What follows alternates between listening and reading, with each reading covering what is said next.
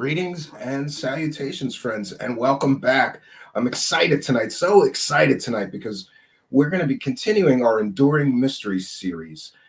When we did the Enduring Mystery first episode about the Mothman, I had so many people reach out to me and say, you got to talk to this author, Lon Strickler. And I looked into his work and saw that he is probably one of the world's leading experts on the most recent sightings of Mothman, centered around Chicago most recently. If you thought that the mystery of the Mothman begins and ends with Point Pleasant, you would be very mistaken, because in fact there are some amazing recent sightings, and the man who's covered that, investigated that more than any other person, is our guest tonight. Author, researcher, and Fortean researcher Lon Strickler. Welcome to the show, Mr. Strickler. Pleasure to have you here. Oh, thanks for having me, Stephen. Yeah, so you have been researching this sort of strange topics for decades now, right? I think 40 years? Yeah, it's been over 40 years altogether, yeah. What an amazing journey it must have been. So what got you to this recent sightings with the Mothman sightings in Chicago? Well, I've always been interested in the flying humanoid phenomena. And of course, I, like most people, knew about the Point Pleasant Mothman. And I had an encounter here in Pennsylvania back in 1988 of something very similar to what people are describing in and around Chicago. So when these sightings started to occur or started being reported, because they had been going on for quite a while, there were 3 sightings in 2011 in South Chicago. And myself and Manuel Navarrete, who runs the UFO Clearinghouse site, we started looking into these 3 reports that came into MUFON. And, it was just those 3 singular reports during the late summer of 2011. And as we continued on, there wasn't a whole lot going on. But Chicago has a lot of weird stuff goes on anyway. Yeah. City. And then in the early spring of 2017, we had a sighting that was reported to MUFON of a 6 to 7 foot dark colored, emaciated humanoid-like being with huge wings. And the person who reported this was she was an attorney, and she was walking her dog in Oz Park, and she came across this thing. And when she walked up to it, it was standing in the middle of the, I guess right there where a playground or something was, and she saw this thing. Yeah. And this thing turned around and had huge red eyes, bright red eyes. And then it just jettisoned into the air without even unfurling its wings. And that tends to be a phenomena that is associated with a lot of these sightings, that they have some type of ability to propel themselves without wings. So the wings may not be like functional. I've heard that before, that the wings may not be what is making them fly. They just have the ability to fly and wings, right? They just launch themselves right in the air. That's kind of kooky. To me, when they do use the wings, and some people have seen them flap them, but it's mostly for direction and guiding. When they're gliding from the sightings that we've had. But this thing, it took off, and it reached its apex, and I don't think she was able to see it anymore, but she heard it let out a scream. And I've heard about those screams being blood curdling from this thing, right? Yeah, I mean, we've had people describe them as sounding like the brakes on a train. Yeah, so that's pretty loud. Sure. And that would kind of, and in fact, when I had my encounter, we heard something very similar to that. So so that's where it started.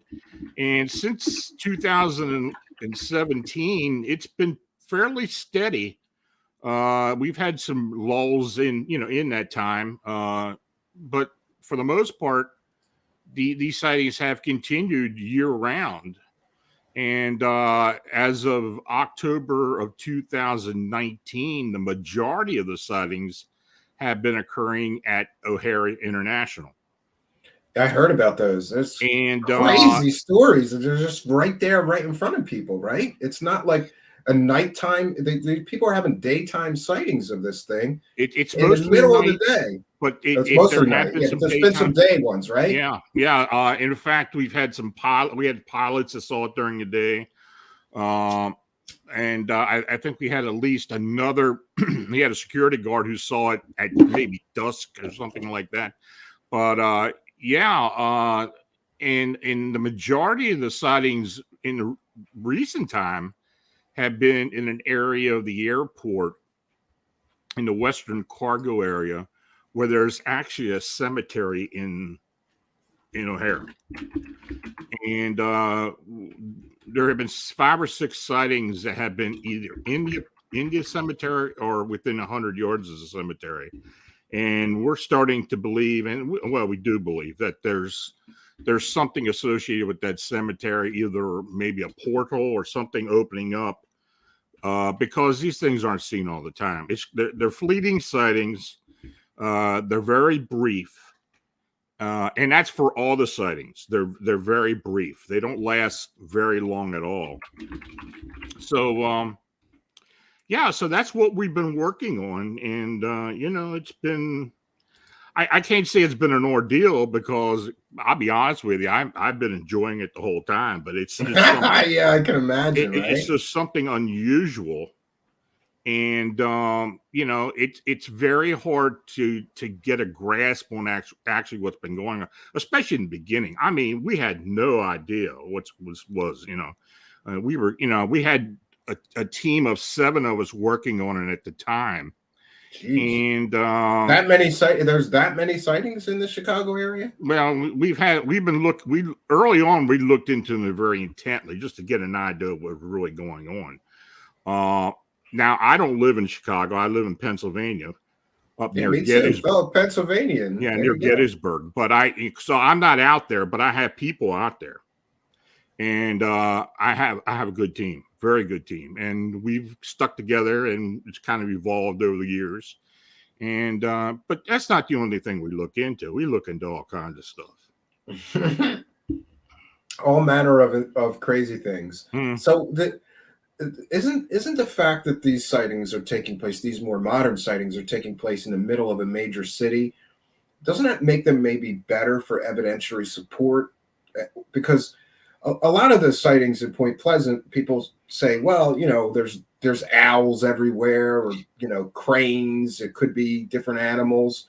Isn't the sightings in Chicago make it easier to rule out misidentification of animals as maybe the cause of some of this? Well, you would think so. The one thing about this group of sightings, and you pointed it out, it's within an urban area, which is very unusual. It's like, it's almost like the old. Yeah, it's like seeing Bigfoot in the middle of a city. Yeah, I mean, there's something not right here. It's like Kochek or what his name was, that used to do the investigations in Chicago for that TV show back in the 70s. It's just some really odd stuff. And the one thing about these sightings that has been amazing is that when the witnesses contact us, they don't embellish on their story.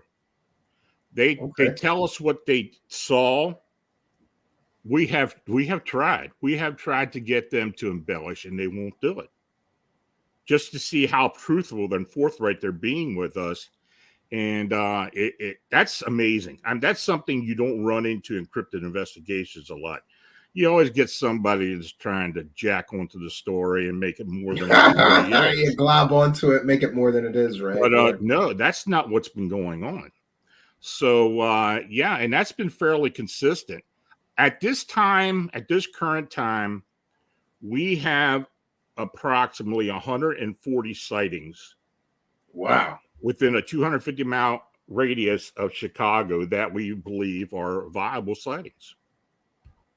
Wow. And do you get a sense of any sense of the purpose of this thing? Because this is one thing I've always wondered about. People have said it's a harbinger of doom and things like that because of Point Pleasant and the bridge collapse, and people claim that they saw the Mothman before Fukushima and in Russia when that meltdown happened, and a lot of people believe that it's some kind of harbinger of doom.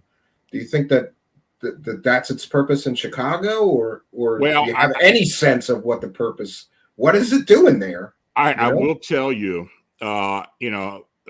people kind of likened this to the Mothman of Point Pleasant when it first started. I tried to dispel a lot of that, but I was literally having people call me 24/7 when this started, wondering what was going to happen in Chicago, believing it was a harbinger, because they do believe the story of the Silver Bridge collapse being a harbinger and the result of the sighting of the Mothman.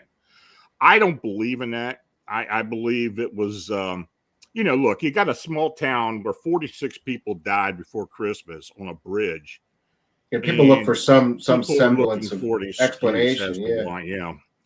And I don't think it is. Now, the only disaster that I know of that has been documented where there were previous sightings to the disaster itself of some type of winged being was at Chernobyl. And there was they called it the Blackbird of Chernobyl.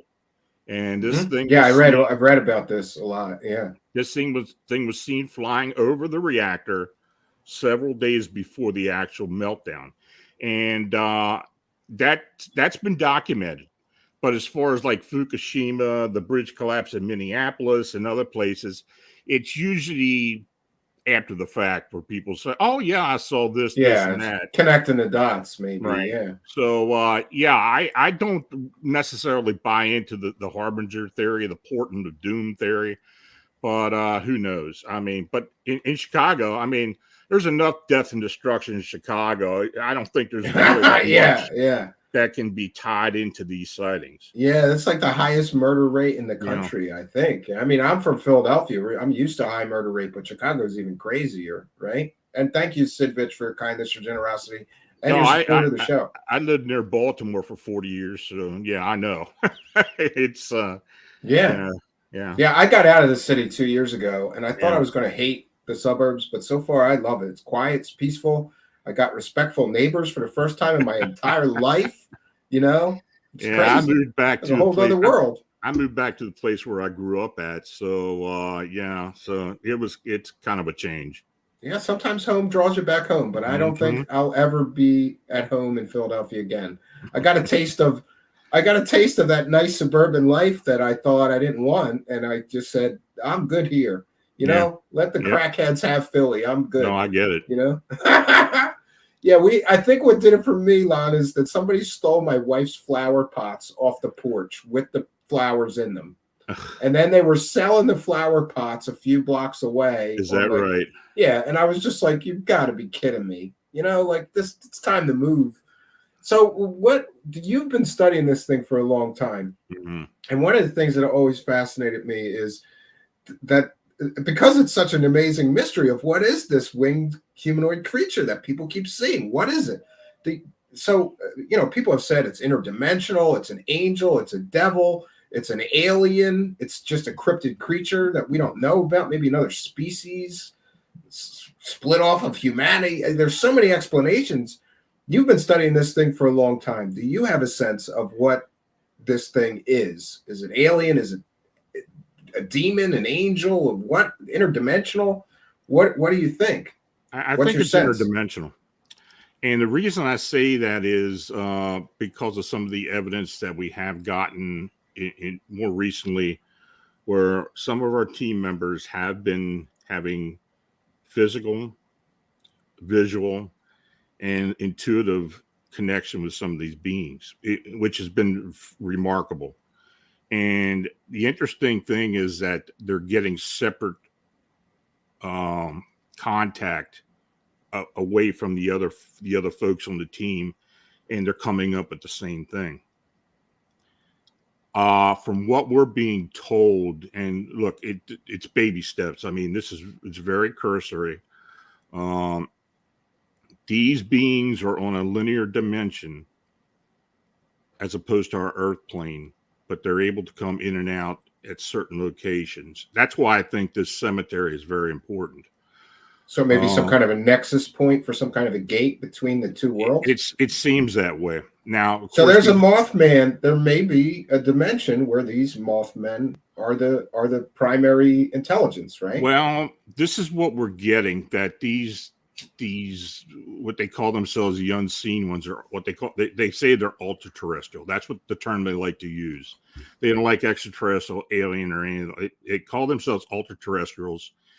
And from what we've gathered from what they're saying to my team, is that many of the cryptids that we see on our Earth plane come from this dimension. And I'm talking about Bigfoot, upright canines, other beings, unexplained beings reside on this dimension, and maybe others as well. But on this dimension, that'd be a strange dimension to go visit. Yeah. We got dogmen and Bigfoot and winged creatures, and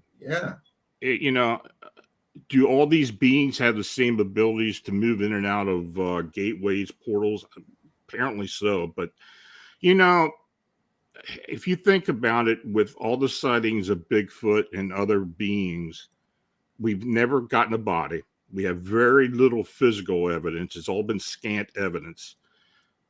How else do we explain why these beings, are seen, but never any evidence or a body or anything else, let alone taking pictures? I mean, and most of the pictures are terrible. Hard to see anyway. Yeah, they're terrible sometimes. Yeah. I mean, just like with this, what's been going on in Chicago, we just have not been able to get photographs.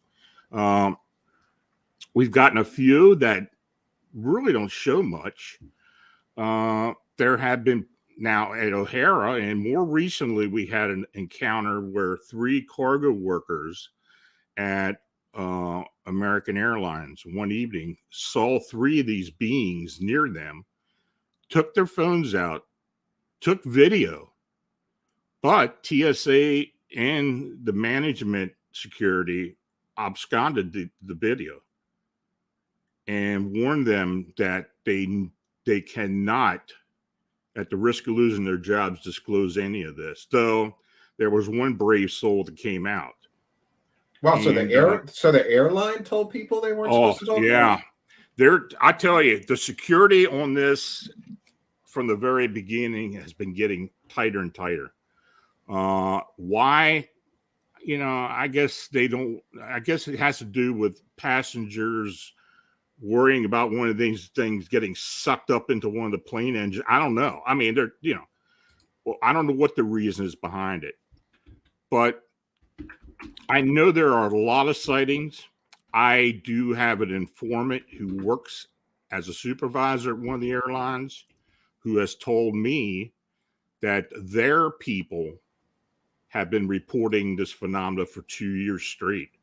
Wow. And the rumors at the airport are rampant. We're only scratching the surface with this phenomena. And that's very interesting. Yeah, I wanted to get back to why they're doing it, but they're doing it.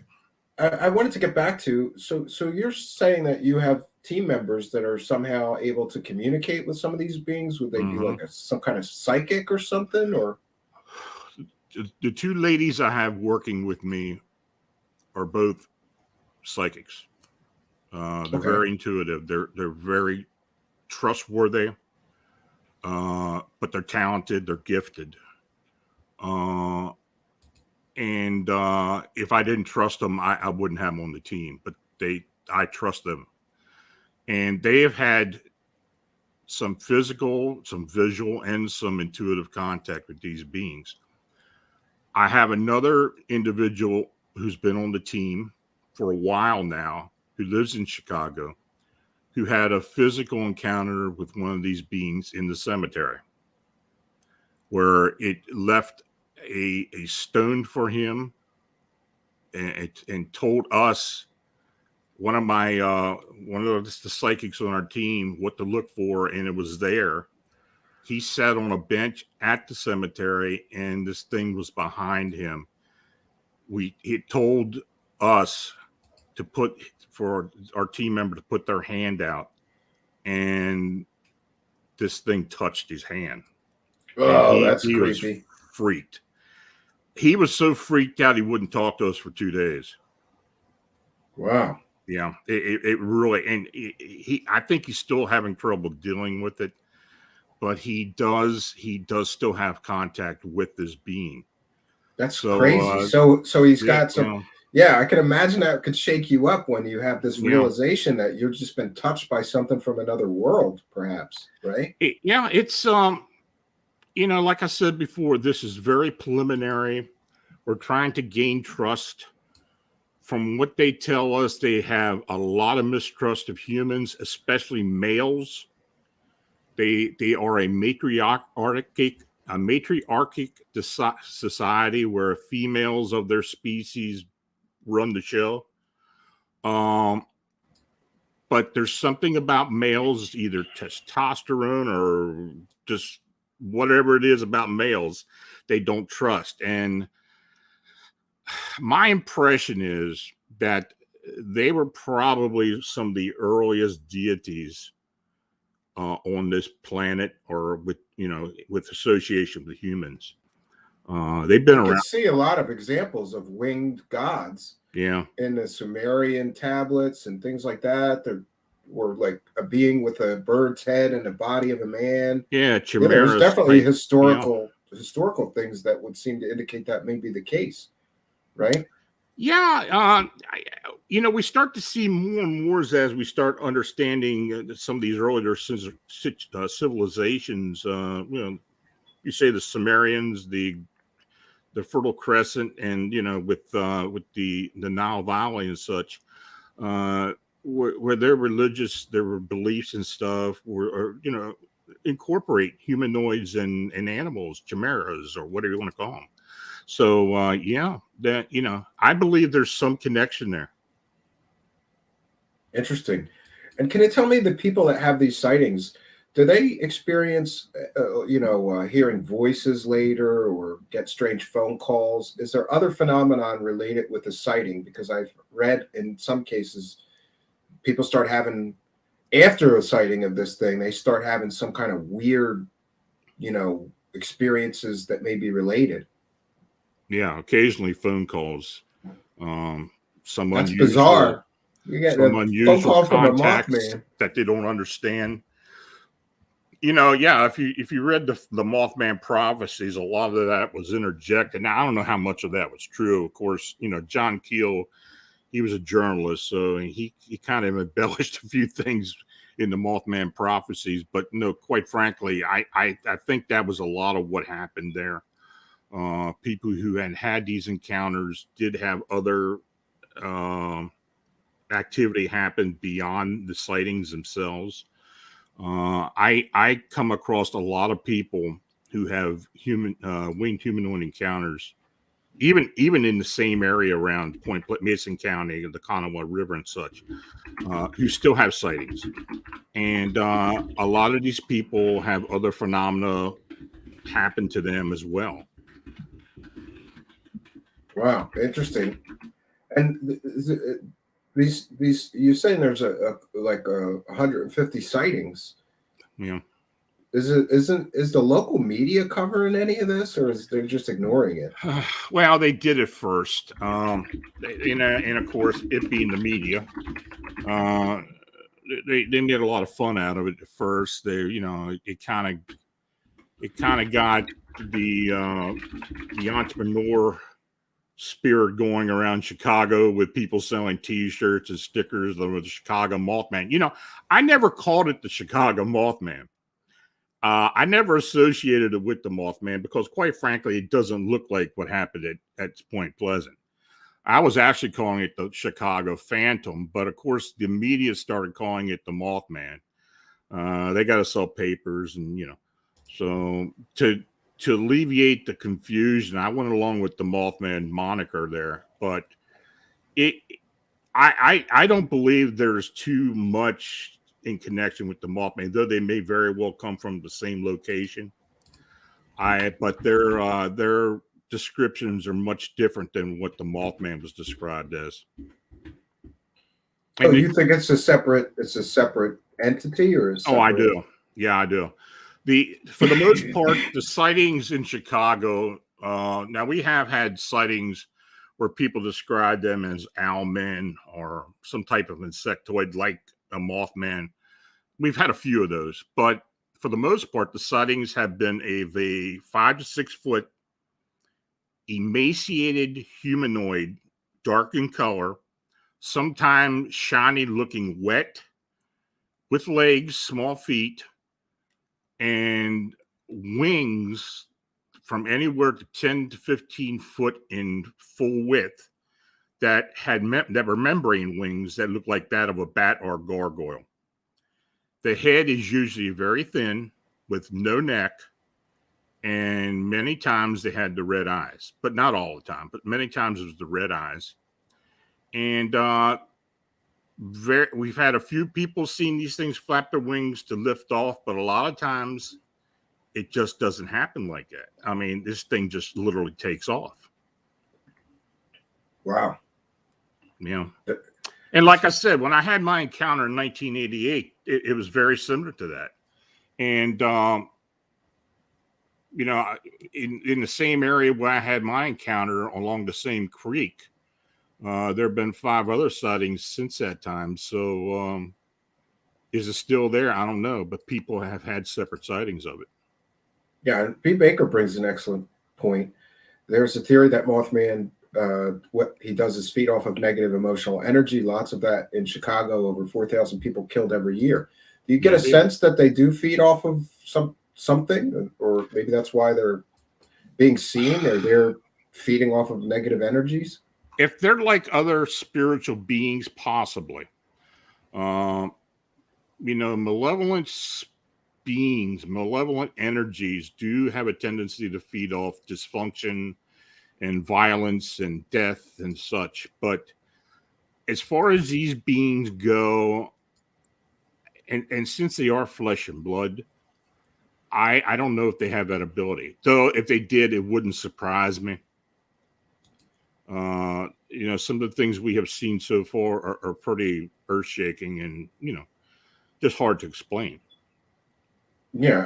Has there been any reports of what, or do you have a sense of maybe, so these things, are they ever shown like killing an animal and eating it or anything like that? Or are they more of like you said, an interdimensional being? Because I'm a little confused. People are seeing a physical thing. They're seeing a physical, what looks like a physical body and all of that stuff, right? And there hasn't been any indication that they're an ethereal being or something that's they are supernatural. They are ultra terrestrials, but they are flesh and blood.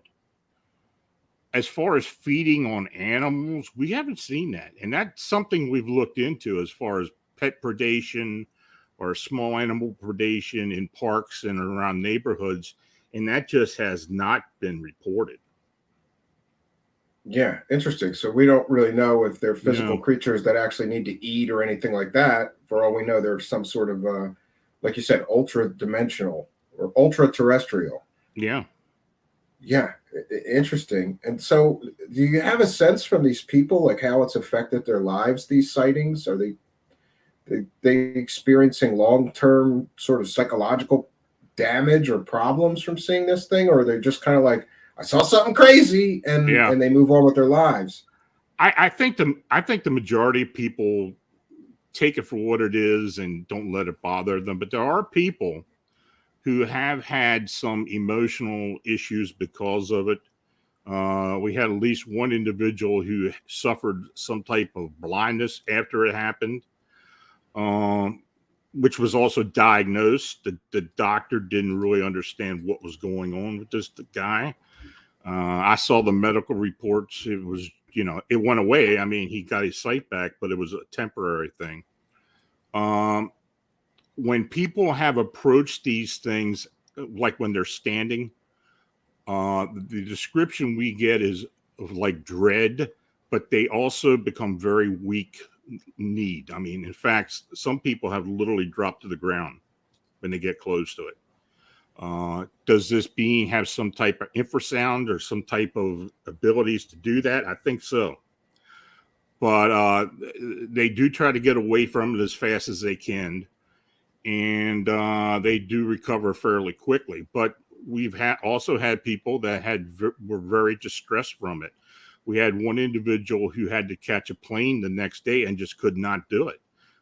They had to be grounded for about 3 days until they were able to get on a plane. So, Wow. yeah, there are some physical manifestations as a result of these sightings and encounters. People have been close to these things at some point. So, yeah, I mean, it does cause some type of malady at some point. And you mentioned these psychics that you have on your team.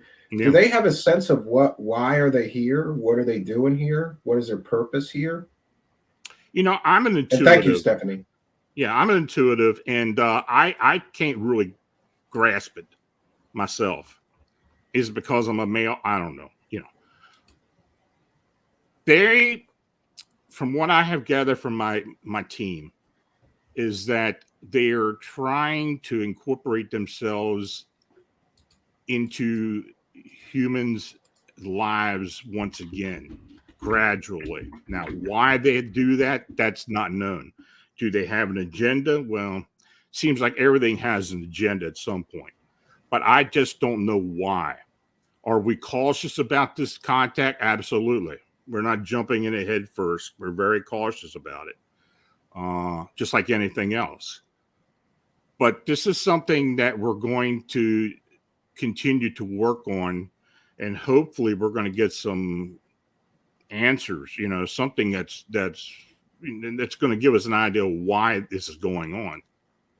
Wow. Thank you, Jesse Singer, for a kind and generous support of the show. We appreciate it. We're a viewer-supported show. The best way to support us is to throw money at us, right, Mr. Strickler? Everybody needs some of that. So you are the person that investigated all these Chicago reports. Are they ongoing today? Are you still getting you're still getting people that are seeing this thing?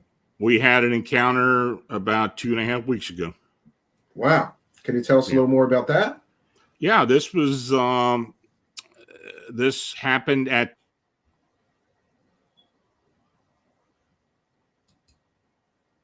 I think you froze up. Oh, there you go. Yeah, I saw that.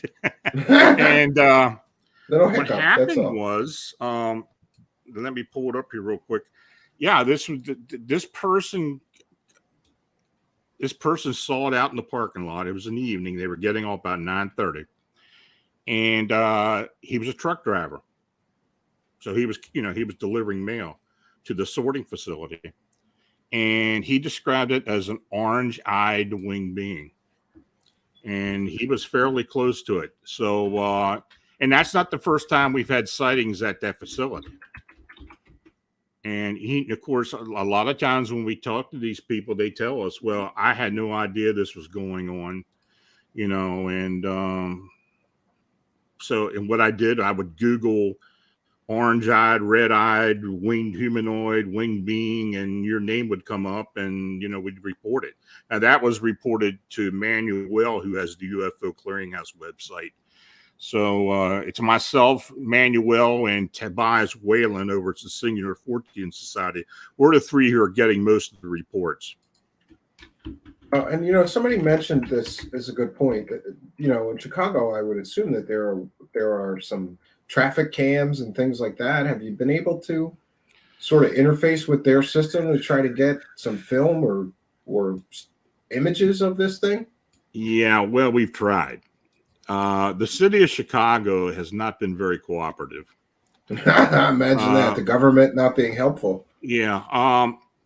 We had a pair of police officers who saw one of these beings standing on a 3-story building, and they contacted us because there was a crowd that that formed there, and they flagged these cops down, and it was in one of the neighborhoods, and they got a hold of us and told us what they had seen. And this thing was standing. They thought first of all they thought it was a jumper. They thought it was somebody on top of the roof going to jump. But when they saw this thing unfurl its wings and the red eyes and take off and screech, well, they knew it was something other than a person doing that. And the police officer told me he did file a report. So I'm thinking, wow, good, we can file a FOIA request with Chicago Police Department. That wasn't going to happen. It's interesting. When you file a FOIA request, it usually takes 2 to 3 weeks to get a response. Yeah. We got, all three of us filed a request, and we all got a receipt 2 days later, like they were looking for it. And we have no record of this whatsoever. No, that's interesting. Why would the report disappear? Yeah, and we filed at the airport. We had some pilots see this thing. They filed a report with their supervisors. I contacted the Great Lakes division of the Federal Aeronautics Administration for a FOIA. They have no record of it. As far as the city of Chicago goes, now we did have one of our witnesses worked in the mayor's office. Oh, that's interesting. And when I talked to her, I did ask her, I said, look, or do you think we can get some cooperation with the city? She started laughing at me. She said, they know about this. They are not going to cooperate at all. They are trying to shut this thing down. I had made requests for video cam, because the city is full of video cams. I have requested video footage from security companies near areas where sightings have been, and it's just like nobody wants to comply whatsoever. Now, I can imagine though. You can imagine though. Like, imagine being the guy at the security company, and somebody calls and says, I'm going to need this footage because somebody saw an 8-foot tall winged humanoid creature, and we want to see if it's on. They probably think you're a whack job, right? Well, yeah, you can but understand. It's a real thing people are seeing, so I guess I can understand some of that. And somebody mentioned, have you tried setting up cameras at the cemetery that you're talking about that may be? We are in the process of doing that. It's just a matter of being able to put something on private property like that, because it is private property. Oh, we are looking into it. Drones, maybe you could fly drones over that. Well, if you're not going to fly a drone over an airport, you're right. Lock you up. But the cemetery, maybe. Well, yeah, but it's still in the airport, so you're not going to be able to. Oh, the cemetery is in the airport. It's right in the airport. Oh, it's like an old ancient cemetery then? It's from the 1800s. The name of the cemetery is Rest Haven Cemetery. It's part of it was actually 2 cemeteries there originally. One was dug up and paved over, but this one remained for whatever reason. I don't know. It seems awful bizarre that thing remained there, but I don't know the full story on that, and that's something we're looking into as to why this cemetery remained there. But I mean, we've thought about, because there are trees around the cemetery, and we have talked about going in there and putting cameras up into the trees, but the only problem is I just feel that if we don't get permission, we're really sticking our neck out. So you don't want to get arrested. Yeah. I don't want TSA getting on us about anything. So and look, the security, the separate security that the airport employs, they're pretty tough. So yeah. So that's the reason why we have to do it. There's pictures of the cemetery there. Yeah, I'm trying to show some good images. So there's just this cemetery right there where all these people are seeing these things. Look, there's an airplane flying right in over the cemetery. That's amazing. We also had a dock worker, actually a truck driver. No, he was a dock worker. He was out on a smoke break, and the cemetery was right behind the dock. And he was out there, and he saw a UFO, an oval shaped bright UFO, suddenly appear above the cemetery and hovered above it. And he saw a humanoid like figure ascend into the UFO. Well, the first thing we asked him is, "Look, did this thing have wings on it?" I couldn't tell. I didn't know. But we have had grays associated with this phenomenon that had been seen with a winged humanoid. We've had other humanoids associated with around these beings as well.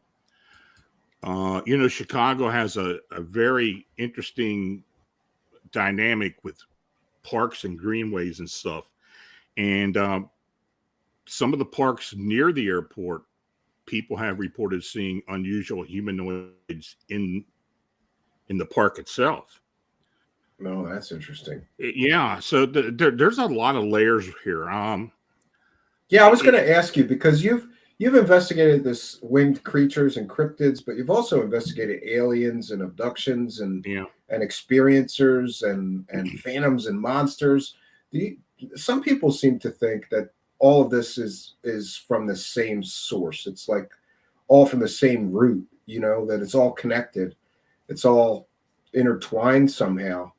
Is that something that you get a sense of, or do you think there's, because some people say that these aliens, the grays that people are seeing, they're not really from another star system. They're from another dimension, which would tie into what you think about Mothman.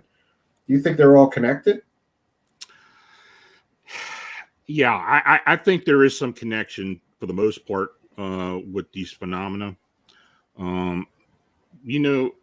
Years and years ago, when this UFO abduction phenomena thing started happening and people started reporting this, like when you go back in the 60s with Betty and Barney Hill and all that, there was normally a UFO involved with it, and the grays were the beings that were doing the abducting. That has kind of evolved over the years. It's turned into more of a portal-like abduction, where the people are transported out of their homes, not into a craft or anything as such. They go through a window or go through a portal that opens up in a bedroom or things like that. That seems to be more and more what we're getting now. And it's usually not just the grays. We're getting factions of different types of humanoids, even humans that are involved with these things. It's really bizarre how it has changed over time. But with anything else, it does seem to evolve sometimes. It does seem to change. And I think for whatever reason, whatever their agenda is, it has been changing. So what's going to happen next? I don't know. Yeah. It's kind of bizarre though. So people are seeing gray aliens too. You mentioned that some people are seeing gray aliens. Is that also in the Chicago area? Yeah, we had one truck driver see one of these short alien grays walking by the cemetery. We had a woman who saw one of these winged beings in a park under a light at an auxiliary building at night, where there was the winged being, a gray alien, and two female humans that didn't necessarily act like they were human. And that's interesting. As she was watching, there was a sudden blue light flashed. Everything disappeared except for the winged humanoid. And then a couple seconds later, that thing took off. And this woman was a school teacher, and she was freaked out because the day that she contacted one of my people and told them about it, she had a Men in Black like encounter at her school, where now it wasn't dressed in black or anything. It was just somebody came up and asked her about her sighting, her encounter, and out of the blue. Government type? Like a government type of a person? Yeah, I mean, from what she described, yeah, they were very serious. They wanted to know if she had reported it. She didn't say anything to him. She tried to walk away from him, but yeah, this person came up and said, "Have you reported your encounter from the other night, or this and that?" And she was freaked. I mean, she was. I mean, she would not get on the phone with us. She was sending emails and such. She was afraid, and yeah, Yeah, that's spooky yeah. when a government type comes and yeah. You told me that there's a lot of sightings in and around that airport, but Hmm. what about in the more urban areas in Chicago? Is there Yeah, Mothman like in the hood? People in yeah, the hood are seeing Mothman? yeah. 'Cause that'd be kind of interesting. I've had all kinds of witnesses. I've had Hispanic, all social economic levels. I mean, it is a not discriminating cryptid or being or whatever. That's Um, appearing to everybody. But yeah, that sounds like a bad movie, right? Like Mothman in the Hood. yeah. It's funny Yeah. because I mean, some of these are Ghetto very urban Mothman, somebody neighborhoods, said. and yeah, Yeah. yeah. Do you get It's go ahead. I was going to ask if you, what do you think of some people who are very skeptical who say that people are seeing like an owl or a crane? Is there owls or cranes even in the Chicago area? I don't know.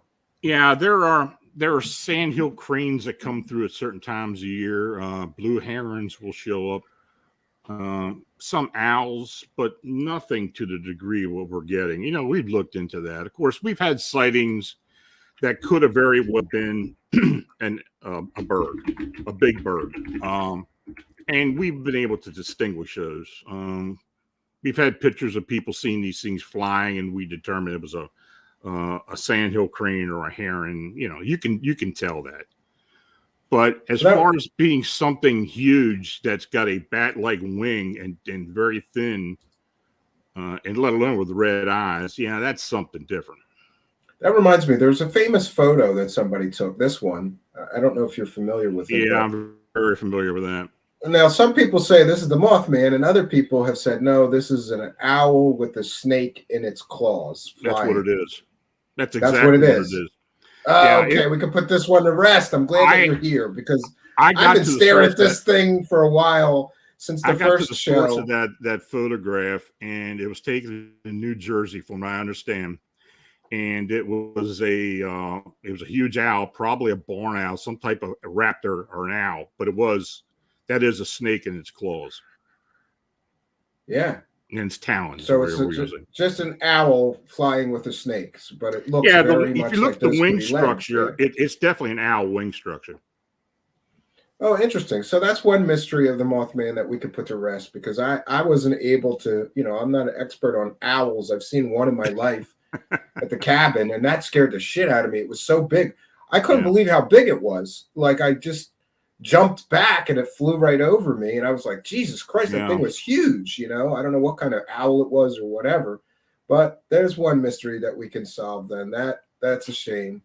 Looks like that is just a an owl with a snake. Interesting how the eye can be fooled, right? Sure, absolutely, Yeah. especially in the shadow like that. Yeah, the other thing that's always fascinated me with the Mothman sightings, or given not fascinated me, but given me some pause, is the red eyes. Because Hmm. I could shine a flashlight in the woods at my cabin, and deer's eyes will look red, or Hmm.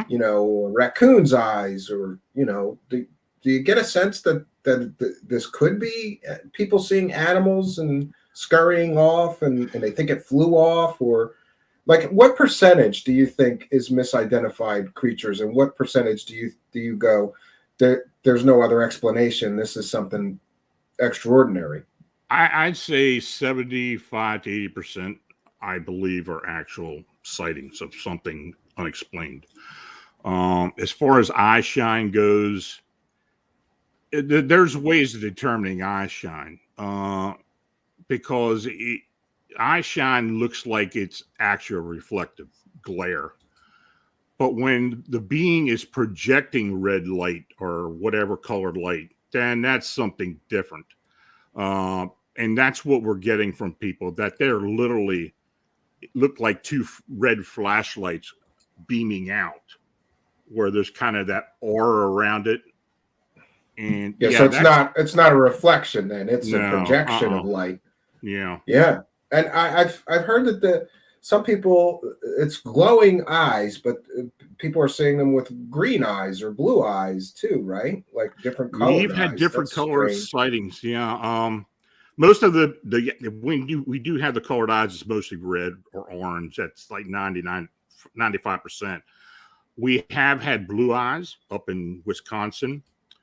We had a yellow-eyed being, and I forget where that was. Then we had two that was reported to me by another cryptozoologist up in Milwaukee, where there were green eyes. So I don't know what that's all about. Now I've had sightings up that far up into Milwaukee before, and we have had a lot of sightings in southern Wisconsin. But yeah, but it's mostly the red eyes. So Wisconsin is another hotspot then for Yeah. sightings. I haven't heard that. Yeah. Have you been there to investigate some of those as well? We have looked into a lot of those sightings. Yeah. Yeah, I have one of our investigators lives in southern Wisconsin, so he's literally gone to the witnesses and talked to them. But yeah, And we're getting. are the reports from Wisconsin similar to Chicago as far as the appearance? It's emaciated humanoid with bat-like wings and Yeah, very similar. very similar, huh? Mm-hmm. Yeah, this whole phenomenon is crazy to me, and I often I just think about that, like what kind of amazing world we must live in if these things are coming from some other dimension or through a portal from some other world. But then I always go back to, what is their purpose here? What are they doing here? You said that that's just it. Are trying to acclimate themselves to us. Maybe they were gods to us in a previous time and were gone for a while, and now they're back. Yeah, I mean that's kind of the sense I get from it, that they're trying to make their way back somehow, that they're familiar with us. You asked earlier, and I didn't really answer about how I react to people saying that they're misidentifications and such. And of course, within the community, the cryptid community and the paranormal community, we get a lot of that. We've had a lot of pushback on this from the very beginning, and I get that. But I've been doing this for so long now, it kind of rolls off my back at this point. You're like, yeah, this isn't an owl, right? Like this thing that this person saw, it's not an owl. I report what I get. I am very critical of what I get. I do make my own interpretations of what I get, and that's what I base my post on and what I report on. And if people don't agree with, hey, they're free to their own interpretations. I understand that, but as this phenomena has continued on, it hasn't been a shot in the dark thing. This is something that has continued on and on and on, and there's something definitely behind it. Yeah, and do you get a sense of like, are the reports increasing in frequency or slowing down? Is activity up or down lately? It's slower than it was when it originally started. I say we get 1 to 2 good reports a month now on the average, but who knows? I mean, who knows when it's going to start spiking again? There was a while there, well, we were getting sightings every week at O'Hara, and but there are people who are seeing these things who just are not reporting it, and I know that for a fact. And I can imagine. Yeah, you see something like that, you go, yeah. They're scared to lose their jobs for the most part, because they are being threatened with their jobs. And it's interesting that the airline would do that, though. I don't understand their reasoning, but I guess they don't want the attention. Maybe they don't want the controversy. Well, with the COVID thing and all that, and they were losing passengers, and they lost a lot of money during that period of time. I think they're kind of doing as much as they can to alleviate any loss of income, and maybe that's the reason why they're behind it. Really pushing to quell this. And if that's the case, then I understand it. But still, I want to get it out there. I want some explanations. And if people do have these experiences, I want them to come forward so we can at least get a record of it and look into it. The more the merrier, basically. And it's it's nothing. It's not something I take lightly, or my team takes lightly. We're very very serious about this. Everything we do, actually, but this in particular, we're very serious about it. So these psychics that you mentioned that are in contact with them, is that like an ongoing contact that they're continuing to try to contact this entity, or? It's off and on. I mean, it's not a matter of us getting a hold of them. It's the other way around. They do offer contact when called upon sometimes, but not as much as they had earlier. We actually ran into a problem back in, I guess, early November. We started reporting more in depth on these encounters with our team. And what happened was we had people who were summoning these beings and trying to bind them. That didn't turn out too well because these beings fought back on them. I don't know if anybody got hurt, but I know the unseen ones that had contacted our people were very upset about it. And they had asked us to kind of back off a bit on the information that was going out. And what method of summoning? Like some kind of ceremonial magic or something like that? Yeah, I think a lot of them were using chaos magic or something to that effect. And they think that they can bind and control these creatures? Well, they were trying to. I don't know exactly what methods they were using, and they didn't get into specifics with us. But, my team is pretty familiar with these type of divination and summoning methods. And that's a new thing to me. I've never heard of that somebody can summon the Mothman entity with some kind of ceremonial magic. I tell you what. Going back to the Point Pleasant Mothman, and this is a theory I've had from a long time ago, and I think it's true today. I think the original Mothman was a summoned being by a very strong indigenous spirit or energy that's located at the West Virginia Ordnance Works. People call it the TNT plant. And the reason why, first of all, I've done investigations at the area. We've gotten some very interesting EVP recordings, very distinctive recordings from there. And look, when I go in there, I get a sick feeling anytime I go there anyway. The energy is just that palpable. But anyway, I believe that this Mothman being was summoned as a from another dimension as a sentinel or guardian. The TNT plant was drawing a lot of younger adults, kids, and I think this spirit energy was threatened by it. And I think that's where the Mothman, how and why the Mothman came to Point Pleasant as a sentinel.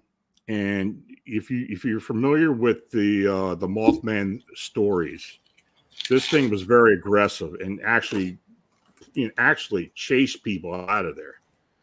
And I think that being was an actual summoned being. Now, I don't think these beings in Chicago have been summoned. I don't think that's the case here, but I think that was the case there. Well, that's interesting that you mentioned this ceremonial magic and summoning them, because I once interviewed, and I'm still friendly with, a Catholic priest who's an exorcist. And I told him that I was going to be doing this interview. I said, I'd like to know some of your thoughts on this Mothman phenomenon. And this is what he sent me back in an email. He said, "The creature resembles a demon in all respects. I believe that it is a demon, and it should be avoided at all costs and not ever interacted with. In fact, it should be ignored, or you may be welcoming its demonic energies into your own lives."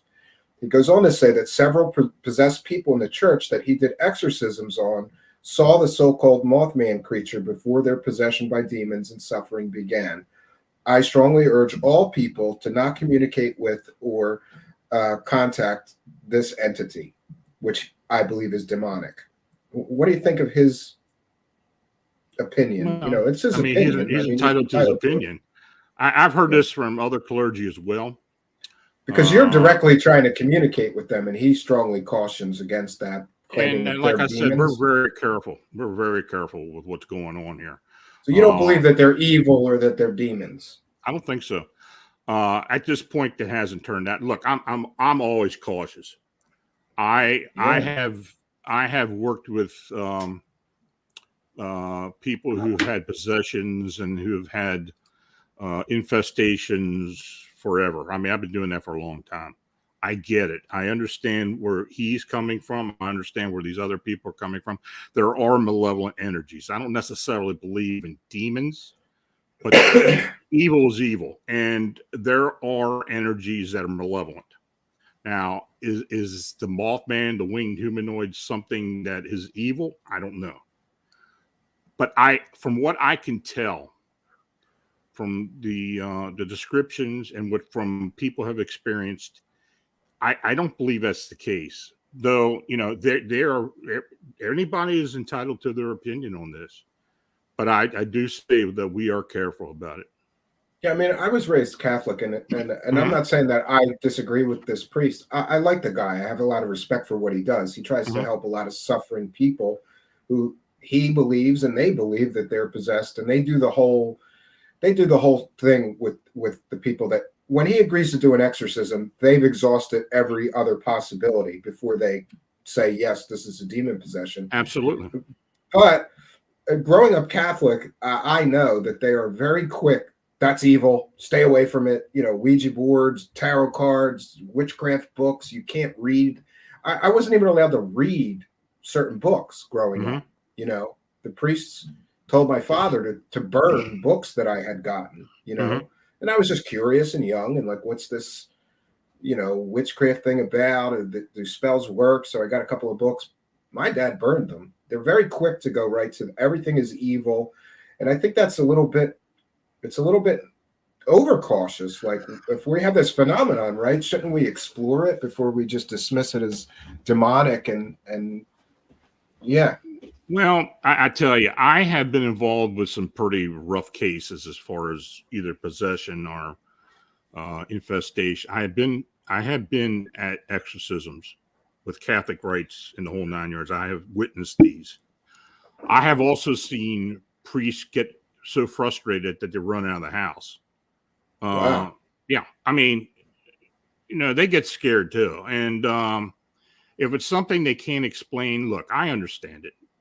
And there have been things that I've encountered where it's very hard to explain it. There are cases, in one in particular, cases I have worked on for years until I finally got to a point where I started to understand it. Malevolency runs on a lot of levels, and I can understand where they come from, saying, using the cover that, look, this is a demon. That's the only thing we can describe as being. And, but it's just not the Catholic Church. Of course, you're going to get it in any denomination where they believe the dogma of the evil demon and this and that. And I understand that. It may just be the appearance of it, right? Like they're not saying that Bigfoot is a demon. Sure.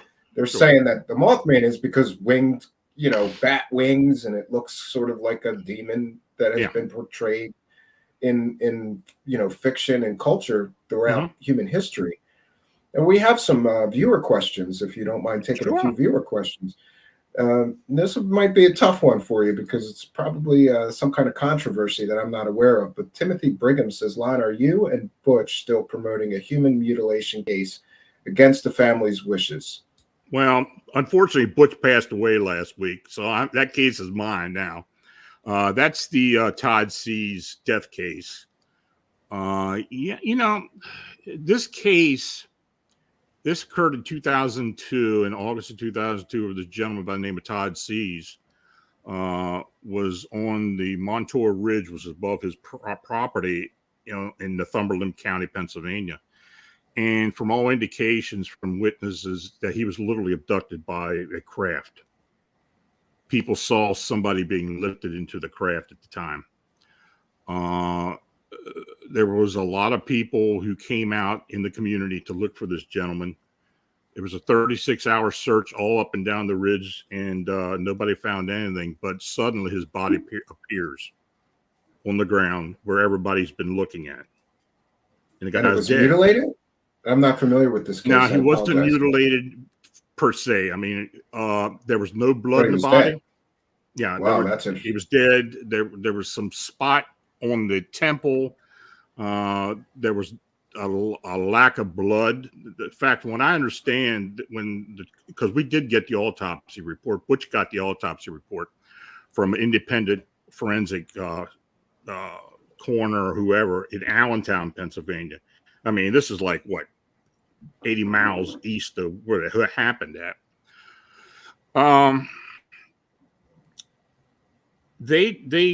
The final determination was that he died of a cocaine toxicity, which was a load of crap. But that's what they used. This was a case that was kind of covered up for a long, long time until Butch and I decided we're going to look deep into it. That was back in 2013. Yep, the family has been fighting us tooth and nail about disclosure. Why they're doing that, they have never explained to us. Apparently, when this was all said and done, they received a lead sealed coffin and were told not to open it, just to bury it or whatever they're going to do. Wow, that's bizarre. Why would it be lead? Well, yeah. Why? Why was it lead and why was it sealed? I don't think the body was in there, to be honest with you. I think it was. Wow, that's I think the government case. may have it. But look, when this all happened, when the body was found, when the body turned up, everybody who was searching was taken to the local fire station. They were taken into the hall, Tuckahoe Fire Department. That's what it was. And these two guys in suits came up there, closed the doors, and told everybody, you're going to be quiet. You're not going to disclose any of this. You're going to keep quiet about it. Nothing. Well, people are saying, well, these guys must have been FBI. They weren't FBI. FBI doesn't do that. These were Air Force personnel. Also, it may have some connection to some Air Force tests or experimental craft. The military radiation. But see, the Air Force has always been tied in with the UFO phenomenon. And, of course, when it first started out, with Project Blue Book and that, it was first Air Force, then NASA got involved with some of that. Then it was back to the Air Force, and who knows what they're doing now. But the Air Force has always had their thumb in the pie somewhere down the line. And I believe that these guys were Air Force. Now, Butch and I have gotten a lot of pushback on this case. MUFON will not touch it. New Fork will not touch it. None of the government agencies in the state of Pennsylvania or federal will give us any answers or any information. It's funny. We couldn't find a single thing about this Todd C's guy until we did a radio interview together on Beyond the Edge Radio back in 2014, where we were disclosing some of the things we had found. And the day after we did the radio show, miraculously, his Social Security number and an old traffic ticket pops up on Ancestry.com. That's bizarre. Yeah, that was bizarre. So we've been getting bits and pieces like that. So yeah, the whole thing is an enigma. I believe the man was literally taken by some craft of alien, whatever you want to say it was, and that he was dumped. And something went wrong and the guy was dead. The body had scratches all over it. So apparently he tried to get away from this thing. Up on the top of the ridge, there were a lot of briars and such up there. So I think he was trying to get away. Yeah. That's a bizarre case. I haven't heard of that one. I'm going to have to look into that one. And thanks, Area 503, for your kindness, your generosity, and your support of the show. He says, thanks for the interesting conversation, you two. I love getting multiple views and opinions. I love getting the experts on subjects. So I can't tell you how happy I am that you agreed to come here. And we do have some other questions here. Somebody asked, let me get to the questions from the live chat. If you do have a question for Lon, please put it in all capital letters so that I know that it is a question for Lon and not just chatter in the live chat.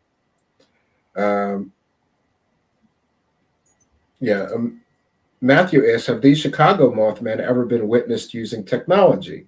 I don't know if there'd be radar tapes of their flying around or anything like that. Have you tried that avenue? You're like, had access to you call the Chicago here. Have you guys picked up any Mothman on your radar systems? Right? Yeah. Well, when I put in when I put into the FAA the FOIA request, I did ask about that, and of course they said, well, there's no report of anything, so there would nothing be on radar. I'm quite sure they picked up somewhere down the line, though.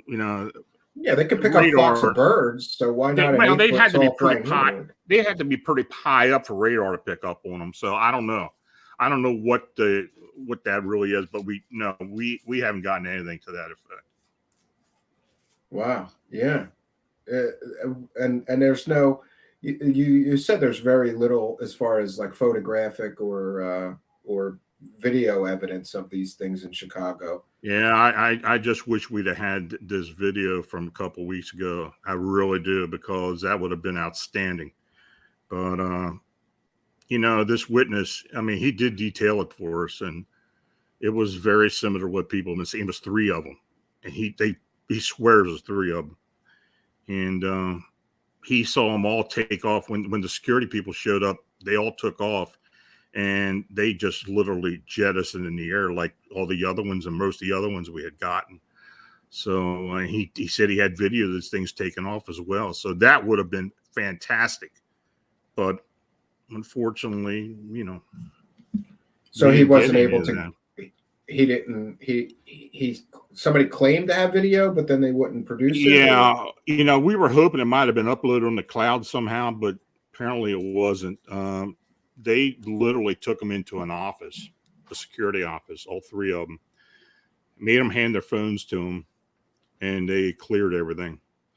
And, yeah, that's one question I would ask about, because a lot of skeptical people would say, well, you've got 150 people seeing this thing. Everybody's got a phone.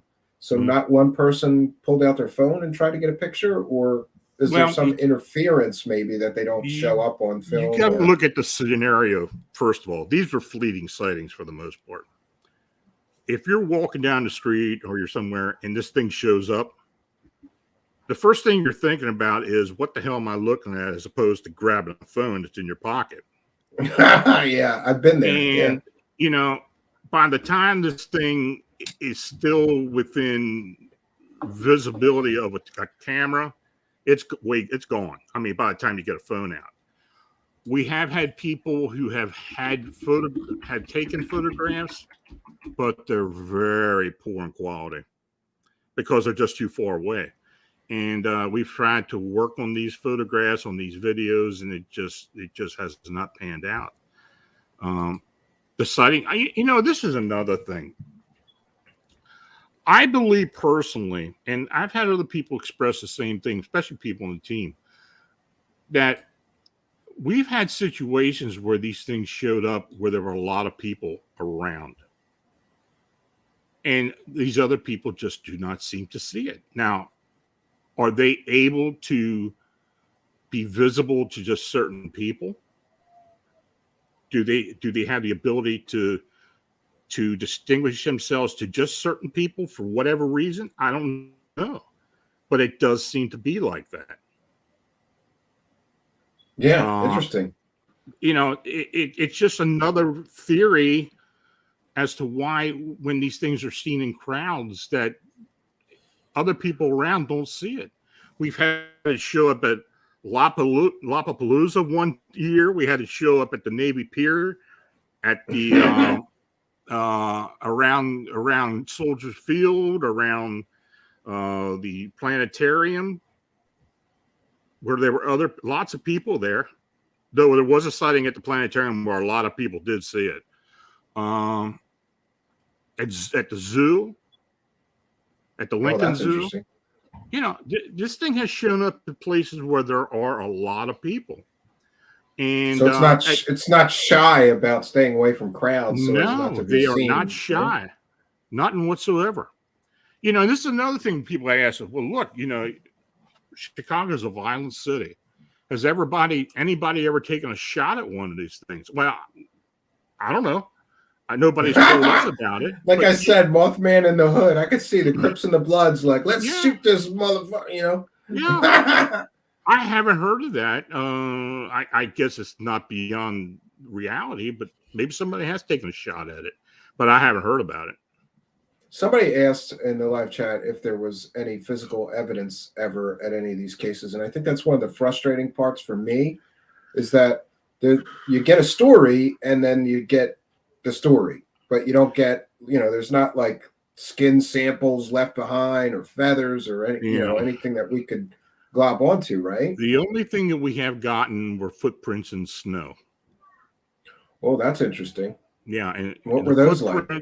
Well, they varied. One footprint that we did get from a very reliable sighting was of a very elongated foot that seemed to be about 14 inches long and very narrow. Then we had another set of prints from northern part of the city, and I forget what neighborhood it was, but anyway, it was behind a person's house. They saw this thing standing by the fence, and the snow prints were very long and narrow. So maybe this thing does. I think I may have found one of these. There you go. Witness reports footprints left by Big Black Birdman in West Englewood, Chicago. The Singular Fortean Society. So you see the footprints. What we have gotten. Some people say, well, that looks like a rabbit, or what a rabbit would do, or a bird, or even a pet, but I just don't see that. And now that one I'm not familiar with. I don't know. Yeah, that looks like a rock. But there it is. From Woodstock, Illinois. That's the one up in Woodstock. That was a very reliable sighting. So you can see what I was saying, how long it was and very narrow. Yeah, well, that's pretty interesting. But it's one of those things that like Bigfoot prints. It's like tantalizing, but it's still not like definitive evidence that you could say, okay, this thing is real, right? Well, exactly. I mean, we get what we're given, and we can only present what we got, and hopefully somebody can come up with an explanation. But as far as physical evidence, no, we just have not gotten anything that we can really hang our hat on. Yeah, and this is a good question. What evidence would Lon consider a slam dunk? Like what would be like, this is case closed, it's real, and here's the proof? Well, just like with anything else, it's a cryptid, a body. Mm-hmm. If we had a body or a very good photograph, I'll take that. A good photograph or even a video. Yeah, sure. I'll take that at this point because, I'm not really one that relies too much on photographic evidence because, that can be manipulated. But especially today. Yeah, absolutely today. And, but no, if we had a body or a piece of flesh or something that came off of one of these things, yeah. But geez, you know, we're that's really grasping at straws. I don't think we're going to get that. So, you know, Yeah. you never know. You never know. Yeah. Another great question, which may tie into the Mothman phenomenon. Hutch asks, has Lon heard any details that might involve the jetpack man at LAX to be the Mothman? No. No? So For the maybe descriptions unrelated. I'm getting, that's some idiot out there by LAX flying around in some type of jetpack or some type of other vehicle. All I can say to him, I hope the hell he never gets caught because he's going to do some time. Some people think that it's like a helium balloon made to resemble a man with a jetpack on. That may very well You know? be. And I've seen one video that looks like that. That's got to be a real person. But then I saw another video that could be a balloon blown up and like put together to look like a man or stitched together somehow. We have seen these human figured balloons in the past. We used to see them down in Mexico with some footage we used to get down there. I have seen them here in the States where it's a balloon shaped like a human that's just floating around, you know. Yeah, I've seen that. But as far as what people are seeing at LAX, I don't know what that is. I don't know. If it's some guy out there playing around, I mean, I for his sake, I hope he doesn't get caught. Yeah. I mean, that would be like jail time, probably flying around an airport with one of those things. That'd be jail time. Yeah, absolutely. Yeah, TSA does not play around anymore. Homeland Security, as far as airport security, you're going to do time. Yeah, especially after 9/11, they're very hyper vigilant and nervous about anybody intruding on airspace, right? Absolutely. You never know what people. That's why it's difficult for us to even put any surveillance out at the cemetery around the airport because they're not going to look too kindly on that. And Las Gods is asking, do you know anything about the Van Meter monster? Yes, I do. Can you tell us a little bit about that? That was like a pterodactyl pterosaur type being that was seen in this town. I think it was 1903. I don't know, but it was about over 100 years ago in a town by the name of Van Meter, Iowa. Van Meter, Iowa. And it looked. Chad Lewis wrote an excellent book about it. It's titled "The Van Meter Monster," the Van Meter Visitor. Excuse me. Yeah, I have it right here. It's an excellent book, and it's very interesting. There may have been two of these beings. Now I don't know, but from the description, it seemed to be a pterosaur-like entity. And quite frankly, these pterodactyl pterosaur type flying beings are not unusual. We do get sightings of these now yet. That's crazy. Yeah, and some friend of mine swears to me that there's an existing population of pterosaurs, like in the rainforest or someplace, and that they survived somehow the dinosaur devastation, and maybe they're smaller than they were back then, but they're still around. That's crazy to think about. Yeah, there have been sightings in Papua New Guinea of a large pterosaur type being that they call the ropen. And there have been a lot of sightings of this thing, and they do seem to fly in flocks at some points, and people have seen these things. I have seen pictures of these things flying, and they look like pterodactyls. That's crazy. Yeah. I've seen some pictures too, and I went, well, that's something I can't explain. You never know. And Lee Guy with Kindly Generous $4.99 super chat. Thanks for your kindness, your generosity, and your support of the show, Lee. He asks, is there a map with all the Mothman sightings pinned?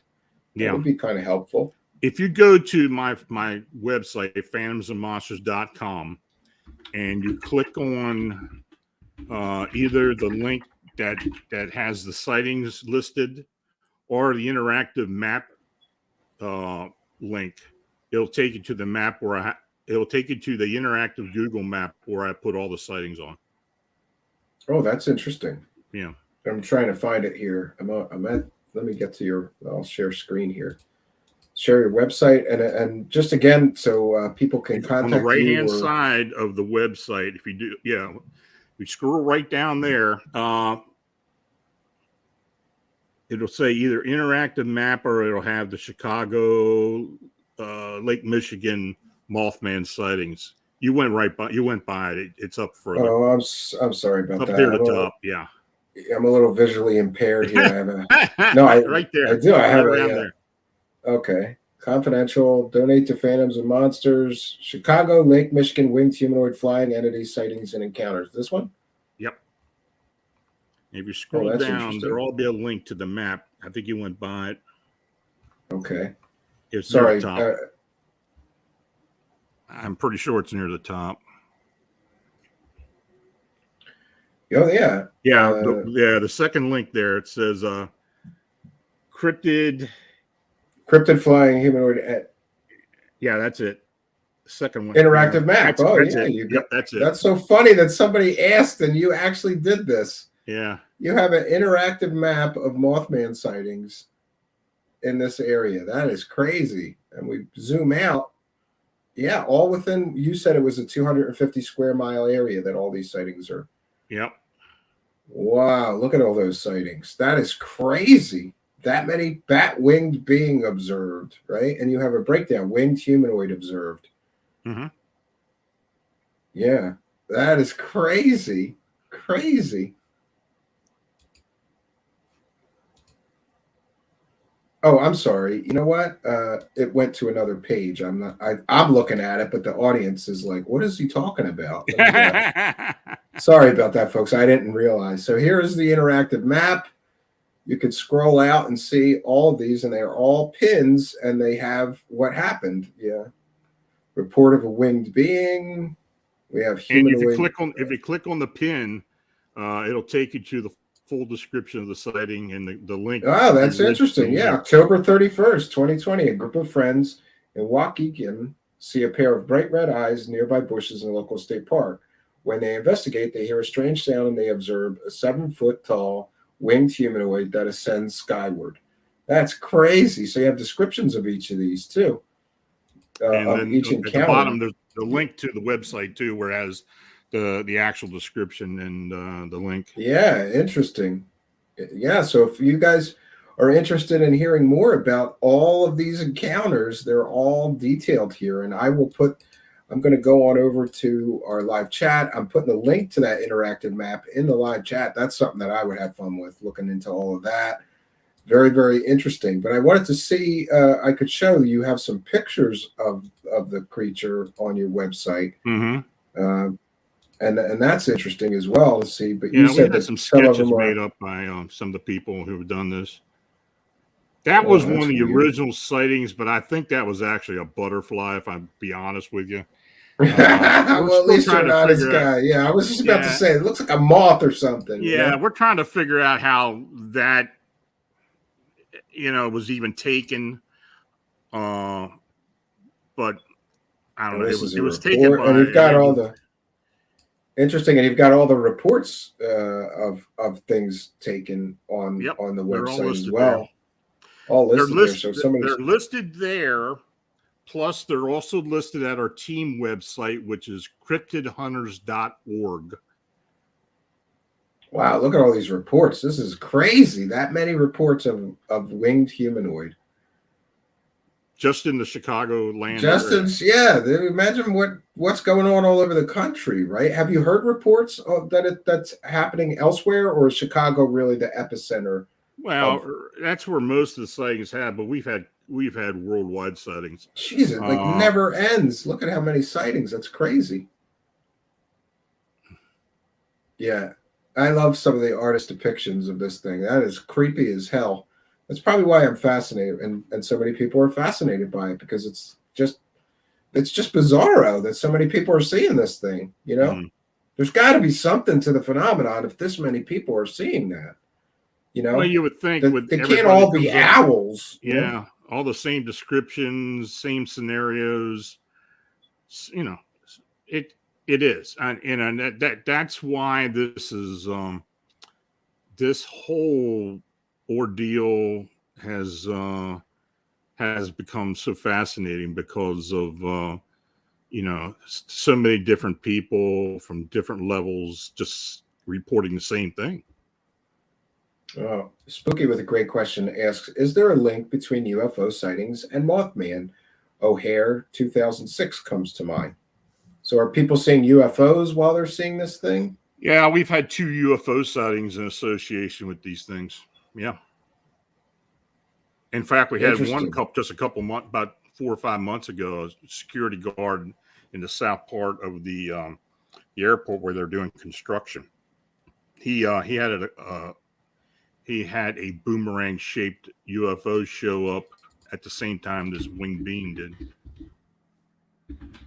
I have a sort of a strange question that may not really be relevant, but one question I wanted to ask you is, in the areas where people are seeing this thing, have you like used a magnetometer to see if there's weird magnetic fields in the areas where people are seeing these things? Because some people, one of my science-minded friends seems to believe, and there's some supportive evidence of this, that if there's strange magnetic fields, people's brains can be affected and cause hallucinations or things like that. Have you done any used any kind of scientific measuring equipment to see if there's radiation or strange magnetic fields or anything else that could be causing people to see this? When you use that type of equipment in an enclosed area like a home or something, when you're looking for magnetic anomalies in a house, or if radio frequency fields, that can be discerned. But when you're out in the open like that, you're going to pick up a lot of stuff around that just may not be associated with the phenomena itself. If you had a huge piece of equipment that could pinpoint a certain location, yeah, I guess you could. We just don't have it. But I think that would take some type of high grade magnetic field, detector to be able to do that. Most of these sightings have been out in the open, and I don't know if there's really any way of really measuring that. We do have some indication that this cemetery has ley line activity. Okay. And that we might be able to pick up on that if that's the fact. But there's a lot of theories about ley lines, and I'm not really sure if that has much to do with this. Chicago itself has a lot of ley lines. Yeah.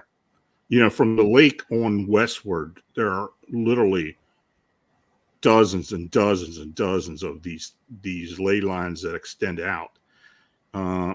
But we do know from looking at a ley line map, which I guess does offer some accuracy, that there are 3 discernible ley lines at the location where a lot of these sightings have been seen.